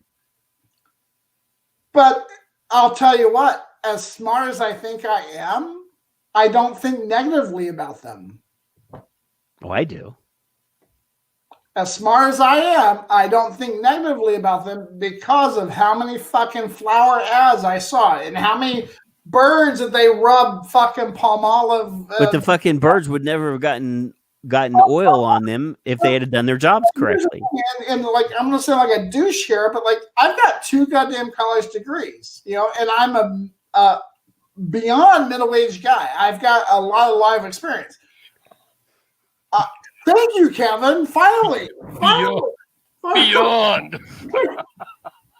But let's understand, like, we are a grossly undereducated world, man. And like, if you're gonna like say to me, like, oh, you're too weak to not be influenced by that goddamn commercial, fuck you. You're being an asshole, and no, don't do that. That's not fucking cool. What was the original? Thank you, Amanda. It's Dawn. What was the original question? The authoritative what?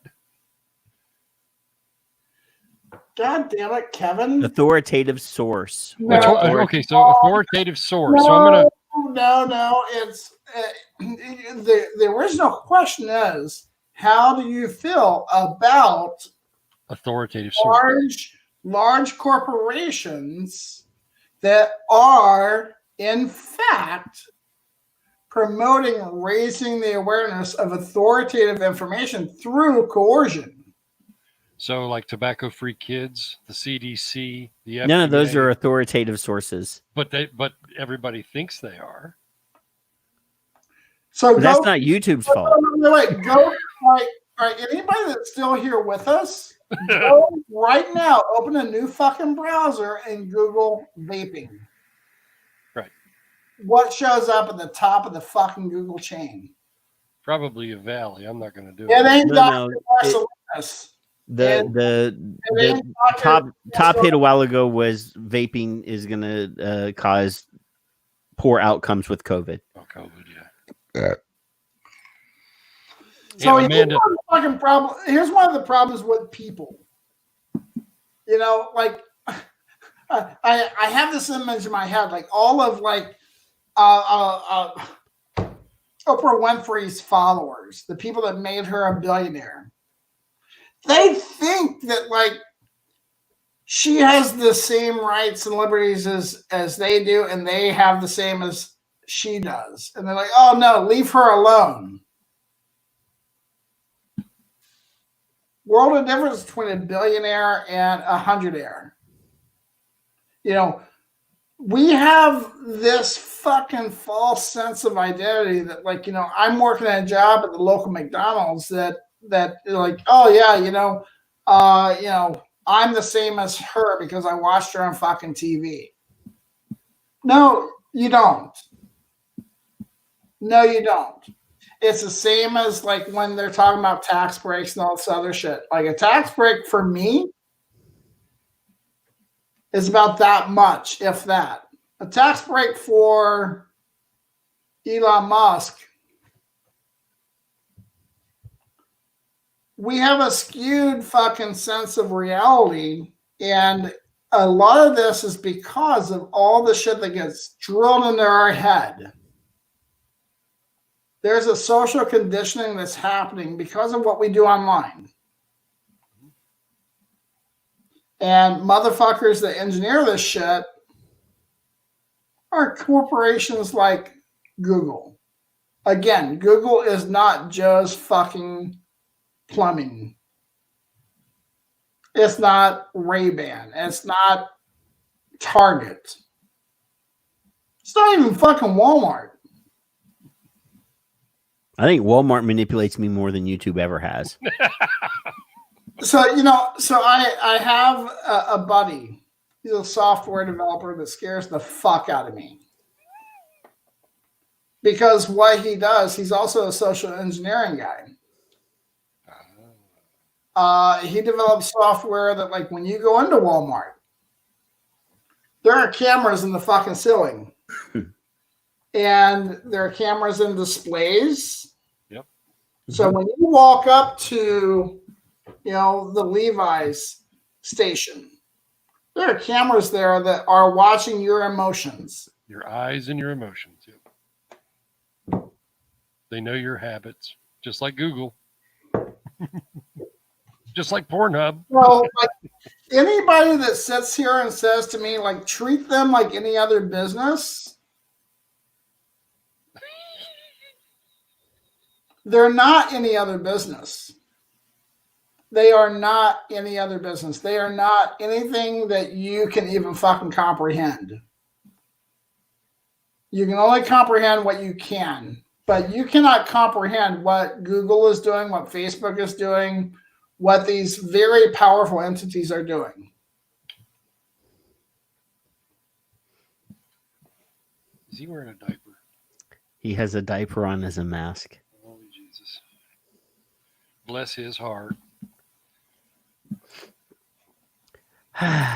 So, if my personal opinion, if you think anything less, if you do think of them as any normal business, you're not thinking enough.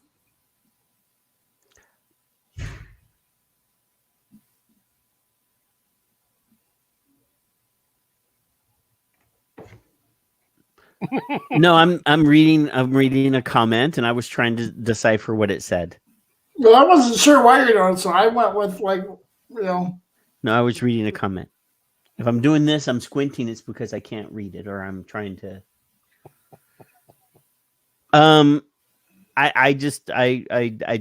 believe wholeheartedly that certain things need to be removed, and in the case of products promoting bullshit health things, regardless of whether or not they agree with the World Health Organization.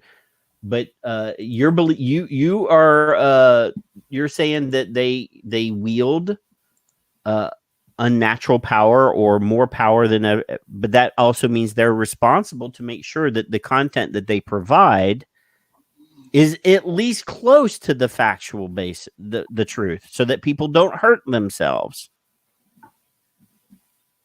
So if they're removing bullshit videos that make false health claims that could lead to people injecting bleach into them or gargling, fish shit. Cleanser, or taking, fish cleaner.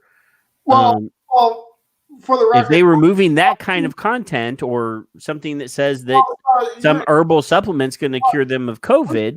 Misinformation. That woman killed her husband. It came out. No, I'm just throwing those out there as examples. But that's not what they're fucking doing, homie. But the main point of contention that's going on right now is that people are sharing a video that is full of wholesale inaccuracies and falsehoods. In your estimate, that's not what I'm saying at all. But that's what the story was about. Well, I can find the full fucking link, and that is not what the story was. Well, that is what started the whole conversation about why they were removing videos off of YouTube. Not true. I disagree. I think I saw that whole video when it was on. Obviously, you have no problem disagreeing. You have no problem being argumentative at all. Hey, every once in a while, we got to be on a different page. We'll catch up. Oh, come on, man. Like, you're like my online wife. I'm not nearly as pretty as your real wife. No, you're not. I will not argue that point. Or as mean, probably, right? Fig. Go ahead, say it. No, his wife is not mean at all. Shh. Actually, I'm going to just make sure that she sees this portion, Kevin. You're not going to ever get any free t-shirts anymore. Actually, I don't know if we ever sent Kevin any free t-shirts. Hey, speaking of, did you send the t-shirts? I tried to get Kevin a free t-shirt in Kentucky, and he wouldn't do it. No. I'm talking about the wheel from 2 weeks ago or a week ago or whatever. Did the people that won those reach out to you? That's not my job. You said they would message you. Did they message you? Is what I'm trying to find out. I don't know. I'm trying to be contrary, but obviously I'm not nearly as good at it as you are. So Shannon contacted us, and I am 99.9% sure that Fabi sent out a t-shirt. Who was the other person? Shar, and she never messaged at all. Okay, well. Nikki was drunk and didn't, she pissed me off, so we took her off the list. I'm kidding, Nikki. Shannon, actually, let me see. I think I have the password saved. Hey, Kevin, do you have any final words, my friend?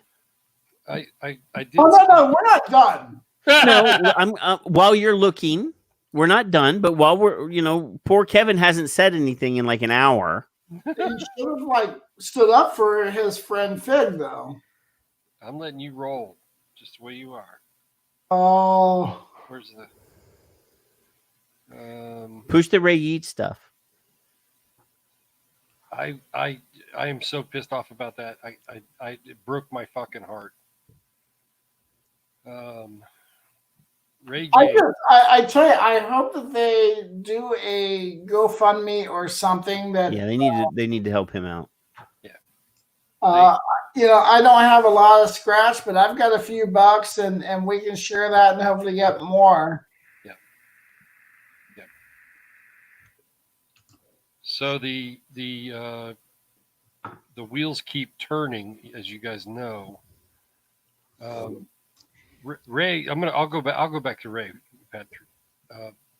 Ray was one of the very first people. I think he may have been the first person I ever Skyped with, because I was not, and I know this is hard to believe if you know my Twitter line, I was not a social media person. I had 25 friends, and those were all family, and I don't even like them, some of them. Ray and I started talking, I think, on Twitter. He said, hey, let's do a chat. We did a chat. Ray's one of the sweetest freaking guys in the world. So if there is a GoFundMe, it will be on my blog and Twitter both. Our little friend, I fuck up his name. I don't know what the hell his name is. Krishnika Mukkarthi. Raja Krishnamurthy. Whatever the fucktard's name is. Raja, anyway, is a Democrat from Illinois. I don't care about that part, but he's called on the FDA again to ban all sales of vape equipment and juices because of the COVID panic. So this is more bullshit from him. So the troll, I'll get to that in a second, has again asked the FDA to kill everything, which obviously we're big vape again. In the middle of the context here. Previously, he had pushed for sales to be restricted to over 21, a ban on flavors, and slurs anyone who disagrees with him as a troll. So I tweeted, top troll Kushamuka Kusha Ra, whatever the fuck. I can't read it now. I can't see his name. Krishnamurthy. Yeah, whatever. Yeah. Jerry's little sister, troll, keep cigarettes safe, because cigarettes are not going to be banned anyway. So that was part of my final thoughts. But okay, who is it? Oh, Nicole asked about. So Ray Yeats is a guy from Canada who is one of the founders of the Canadian Vaping Association. What's the acronym? Tobacco Canada. Wait a minute. Shit. Anyway, he's been on Oxygen. He was on the Vaping Militia show back when we did Vaping Militia TV. Tobacco Harm Reduction Association of Canada. Yeah. And he's had awful end stage COPD, and he gave up smoking for vaping because the doctor told him he had 3 months to live, 5 or 8 years ago. It's been a long time. And anyway, so he's down. He's down on in his luck, and they're gonna his wife has Alzheimer's, dementia, and he basically doesn't have anywhere to live. He applied for assistance, and they denied him. And then they said that he couldn't even get federal housing, Canadian housing for him and his sick wife. So nothing's been arranged yet. There's no GoFundMe or anything for this guy yet, but he's going to need some help. They've denied his coverage for his oxygen, which he needs to live. Think about that. Needs to live. And I mean, the government essentially saying we're not going to give you any oxygen is essentially a government death sentence. Yeah. Now he already, Ed mentioned earlier, he has trouble talking as it is because he is on oxygen. Yes. Even like 5 years ago when he was on the Vaping Militia TV show, right? When he was on there as a guest. I would love to have him on. He was also responsible for the U.S. THR for Life because he was talking about having a 1-800 number, which is nearly impossible to find. But having long conversations is very taxing for him. Yes. Yeah, and look, here's the thing, like, even beyond Ray, like one of the things that propels me to keep going is the vast majority of smokers are low income, and often it's undereducated.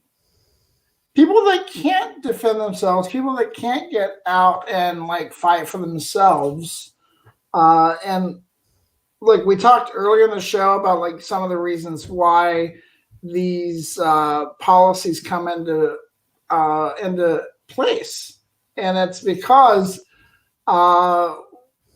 we in mass didn't take it seriously enough 3, 4, 5 years ago to make sure that these things didn't become active. Like, Ray is and he's a consumer advocate. He doesn't have any skin in the game. Yeah, he's a consumer advocate, but like he's becoming victim to failure to like properly to defend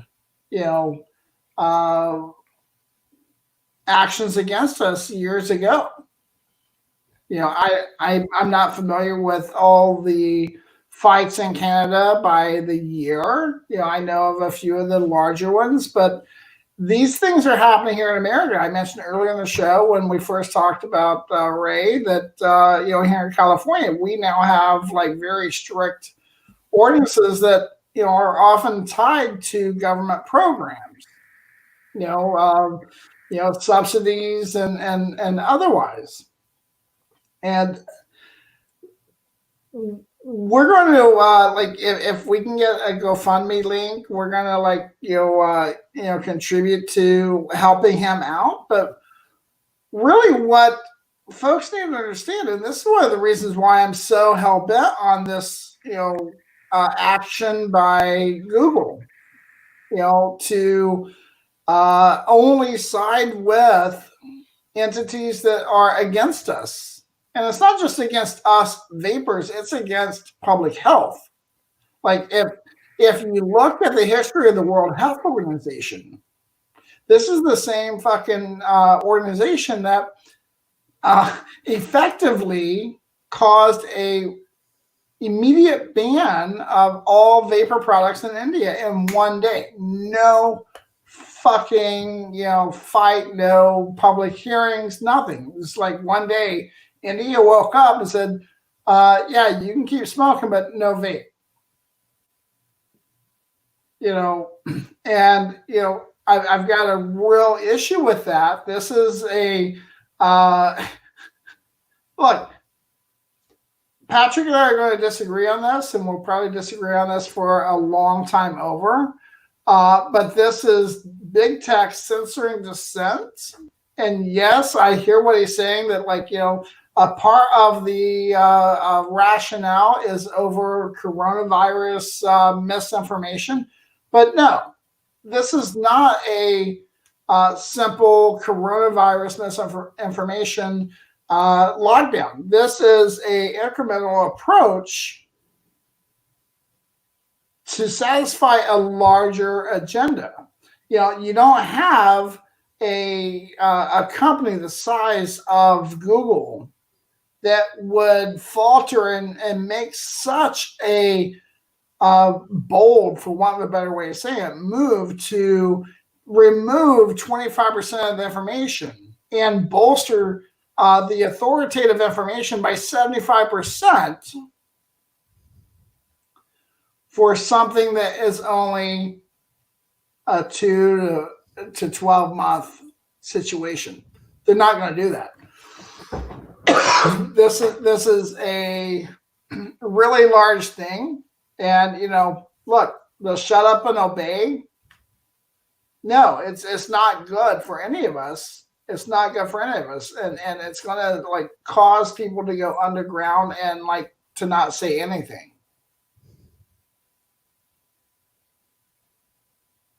Don't look at me like that. No, I'm looking at your video. It started getting really choppy. Well, see, that's Google. So I'll do my final thoughts real quick. The thing with Ray was he was the first person to say the words to me privately on a screen like this. And I'm young, dumb, and full of stupidity. Well, you weren't young, but okay. I was younger. 7 years this month, next week. So I'm not real smart. I'm not a social guy. And he says the words to me that what the governments across the country and the world are doing in his country up in Canada are crimes against humanity. And now look what they're doing to him. And I'm going to come to a fig moment where I'm going to start crying because this pisses me the fuck off because he doesn't deserve this. Why can they dictate him fucking breathing because he's choosing to do something on his own to better his health? When I talked to him in 2014, I believe, he said, Kevin, I should have already been dead 3 years ago.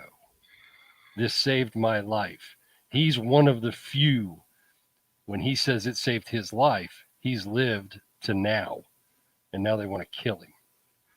That's my opinion. So it really pisses me off. I was really, really angry when I saw it. I wasn't sure who Ivana, she's got a squirrel if you don't know her. Ivana put something about somebody not getting oxygen. I didn't understand who it was. I didn't ask. And then when Inco put out their tweet, it was Ray. So that hit home, you know. Dave Gorlitz and Ray were the two first few people that I found. Bruni was another. He was real early in my Twitter line, and a few others. But Ray's a human fucking being, just like everybody else is. So if you're in business and you're not fighting for what you started your fucking company for, get the fuck out. Well, and look, and you know, let's be real. Ray is personal to Kevin. Very. Ray is personal to Kevin. You know, we can all, I hope, personalize that ourselves. And when I say I hope that we can personalize it ourselves, what I really mean is simply that it's personalized so that we can feel, to understand, to comprehend, to grow from, and to move forward to help protect this. Because, you know, we don't fight like we do without feeling. It has to be personalized, right? I mean, it has to be personalized. Ray just happens to be the very first that we've heard this story. And this is the part Kevin didn't say it, but I'll say it. I hope you hear and really take this deeply. Ray just happens to be the first that we've heard about. We just heard about this today, and it's, at this moment, it's very visceral. It's one of the reasons I'm hyper pissed off today. And right now, like, it's everywhere for me. Like, my anger and frustration is in about 17 different directions, if not 30. Mm-hmm. I don't know Ray personally, but I know his story. And it doesn't take a lot for me to understand that, like, Ray's just the first one that we know. And that we know of. Yeah, thank you. And unchecked, will there be 10 Rays? Will there be 100 Rays? Will there be 1,000 Rays? Will there be 10,000 Rays? Will it be you or your family? Will it be me? Me. Right. I smoked for 25 years. I'm under no illusions that I will not get cancer or COPD or emphysema. I'm under no illusions that I'm not going to get smoking related diseases that will kill me. I've not smoked regularly for 7+ years, but that doesn't mean that the damage that I caused won't put me in Ray's position. Just because I have a roof over my head today does not mean I'll have a roof over my head next month or next year. Just because there's food in my fridge today does not mean there'll be food in my fridge tomorrow or in October after my business is ripped from my fucking hands. I'm not the guy that does illegal stuff. I will not produce black market products. I will not put myself at risk of going to prison or jail or exorbitant fines. Like Patrick shared the New York section of the VTs in the trenches. And I think what I remember is it was $100 per product. That is per package, per bottle, So like your average vape shop may have like 2,000 bottles on the shelf. So that would be $20,000. That would devastate me. It would devastate most, of your average mom and pop businesses. I don't imagine many people have $20,000 just laying around. Especially after 2.5 months of not doing business. But the genesis there is, let Ray be your wake up. If you hadn't considered that, like, you could lose your home, you could lose your rights to oxygen, your right to fucking oxygen in Canada.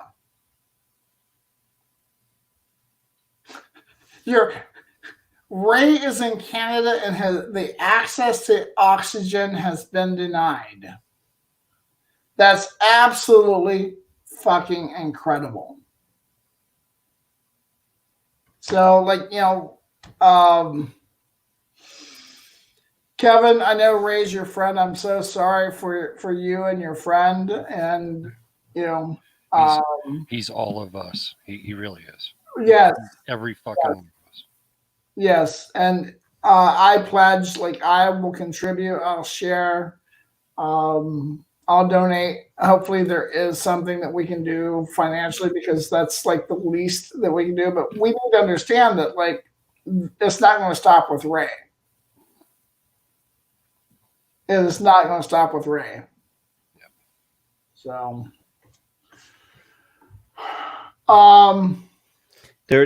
Char, there is no GoFundMe yet. Yeah. Not yet. Yeah, they're still trying to figure that part out. We can't put it up yet because we don't have it. If there was when they put one up, we'll be sharing that shit everywhere. I won't name names. They've asked somebody up there to intervene as well. Hopefully that will work out. Well, yeah. If not, I don't. They have their own money up there, the Canadian dollar, the toonie.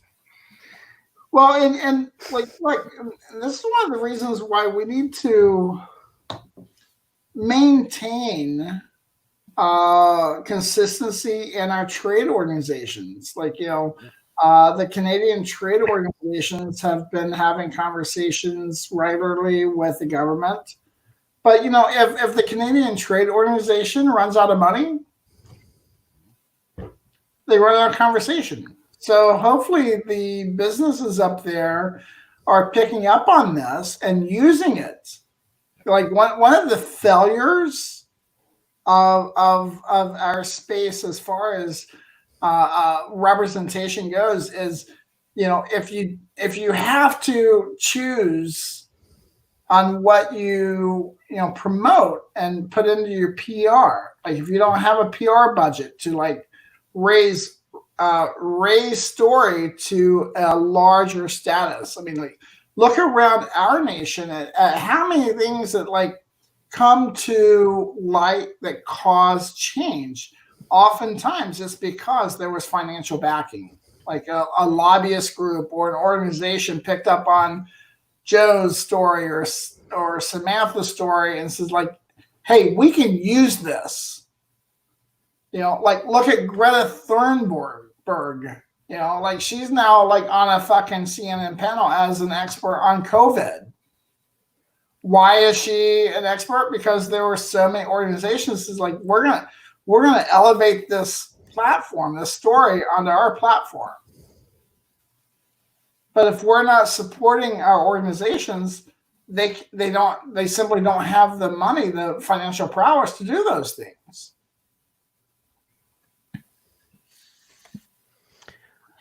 Oh well. I'm angry. I'm angry in so many ways. I'm batshit passionate. I always will be. And just for any of you guys that like may have gotten it twisted, I love Patrick. He's my brother.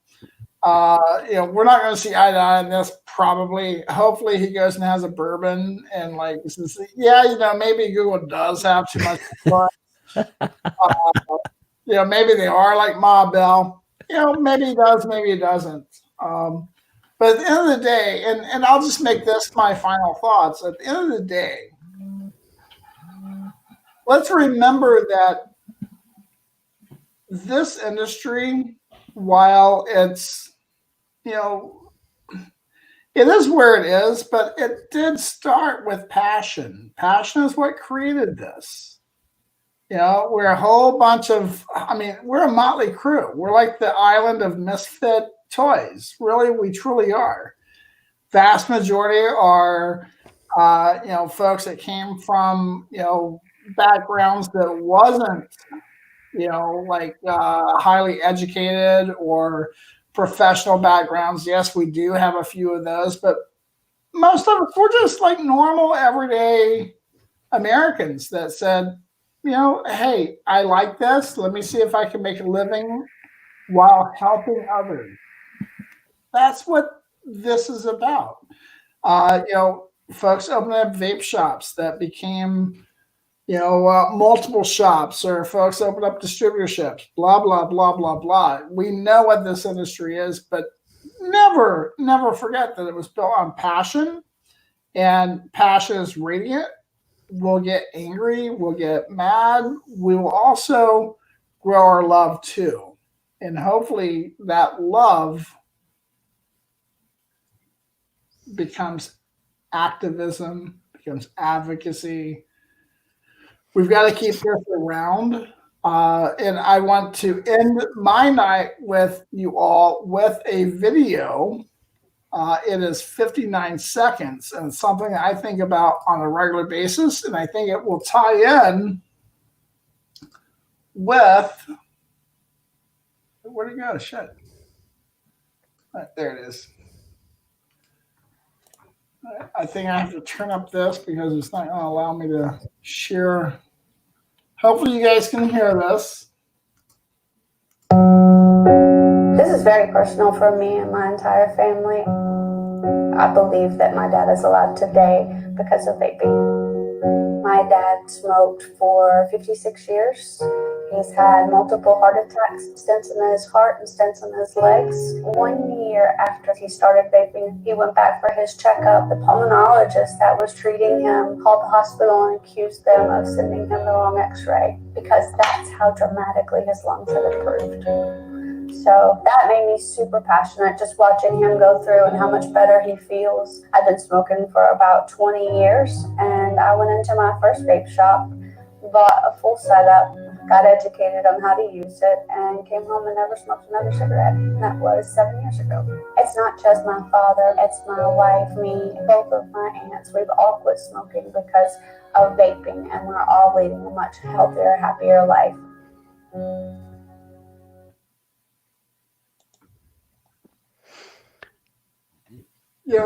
That's a good story.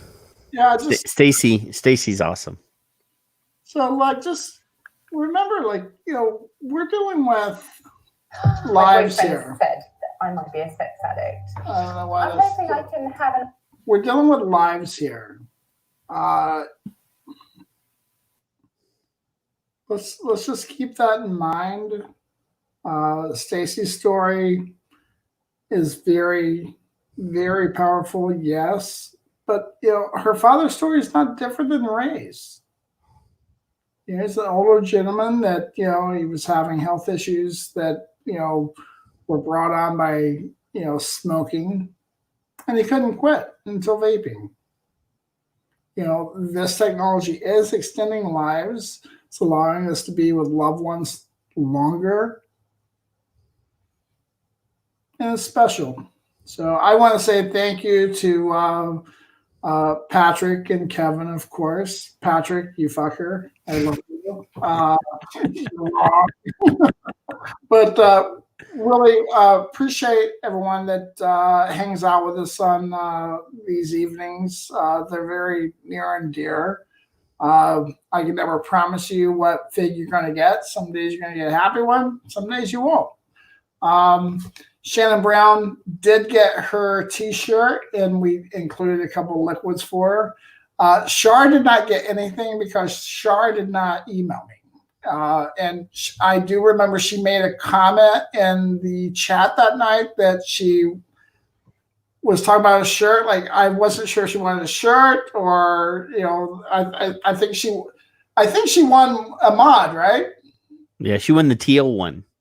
So, Shar, PM me if you want a T-shirt. That's cool. We'll send you a T-shirt, but I do need to hear from you. Let me know what you want, and I need to get your address. And should I spin the wheel? Yeah, we'll do that next week. We'll do it next week. We don't have to do it all the time. All right. Have a great night, everybody. And Patrick, again, thanks for being a dick. Did I say that? Like, no. I concur. All right, we'll turn it over to you, kid. You know, I'm gonna. You know, Kevin put the article link about Ray in the chat. We have a little Facebook group chat thing that we converse in all the time, and he put that link in today. And when I read it, like, I said, "Oh, yeah, we're gonna fucking talk about this tonight," because I've met Ray on the internet. I've never been to, you know, Nova Scotia. I haven't met him in real life, but I've spent time talking to him over the years. And this is not about Ray. I mean, it is about Ray, but it's not about Ray. I mean, this is a government that's supposedly there to protect the citizens of the country, whether that's Canada or the United States. I mean, the whole purpose of a government is to make sure that everybody has an even playing field. It's not there to regulate everybody's life. That's not what the government's supposed to be about. But the government in Canada has taken over the healthcare system in that country, and it is supposedly really good. But when they tell a citizen, and if you think that this is Canada and it's just going to stay in Canada, your head's up your ass. Because They essentially told a citizen of their country, because you exhibit a behavior that we don't like, we're not going to provide you with the oxygen that you require to survive. Think about that. We don't like what you do. Could be anything. If you're gay, we don't like that you're gay, so we're not going to give you oxygen. We don't like that you have red hair, so we're not going to give you oxygen. We don't like that you live in California, so we're not going to give you oxygen. I'm just making shit up now.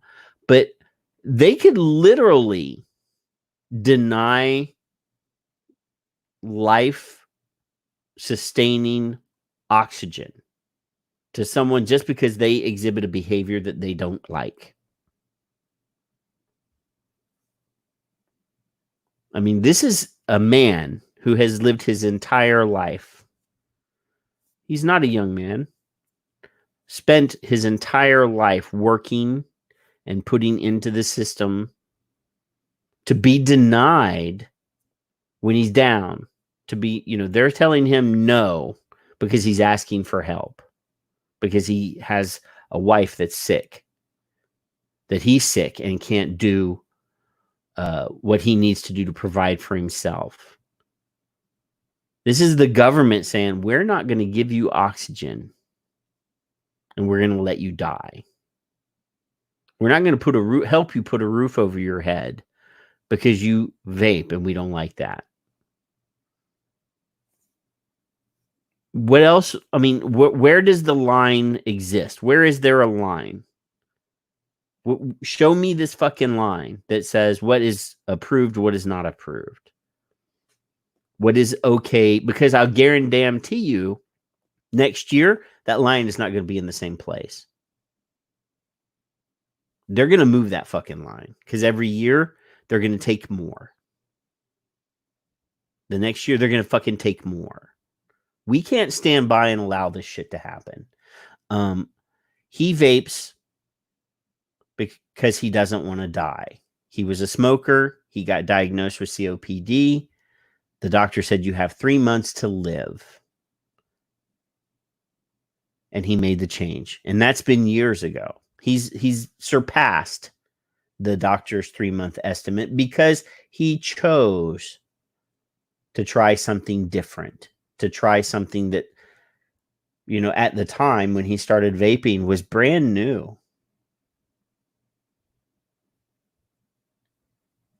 And it prolonged his life. He's been around years longer than he should have been.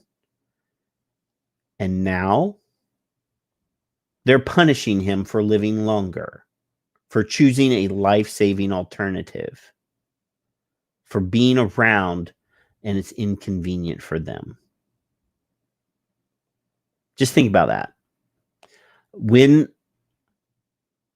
a GoFundMe is announced and posted, we're going to share that. We're going to try to help what we can when we can. We can't allow this. This needs to be, if you're on Twitter, you need to go to innco.org on Twitter.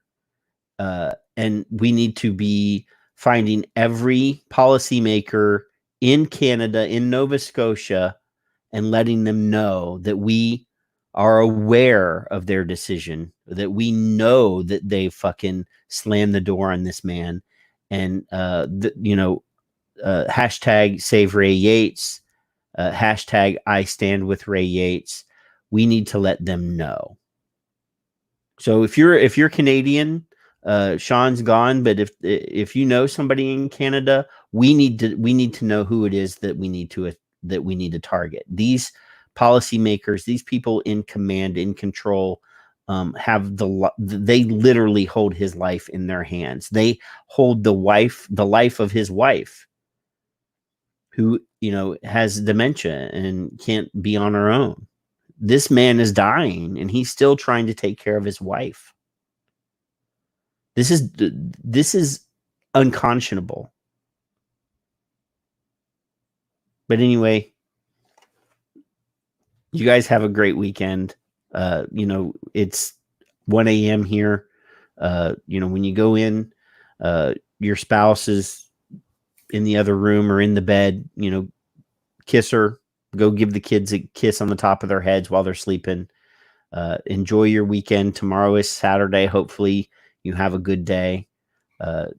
Sunday, family day. But just remember, Monday, all this shit starts again. And I guarantee you that the battle is still going to be we're going to be fighting until we can't fight again anymore. And I'm so fucking pissed. But anyway, thanks, Fig. Thanks, Kevin. Thanks, Troop and Nicole and Char and Art and everybody. Put my comment up on the big screen. I just want to see Which it on one? the big screen. This one? We got big rock singers. We got Golden Fingers and we're loved everywhere we go.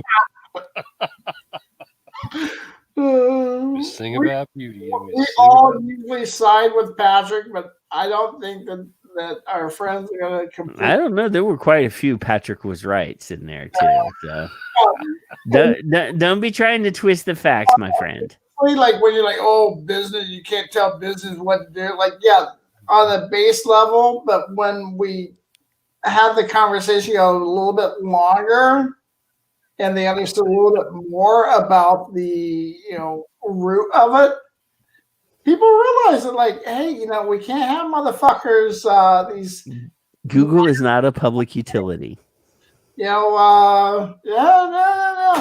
If you agree to let the government regulate the internet, you're agreeing to less freedom. So anyway, good night. Night, folks. Thank you.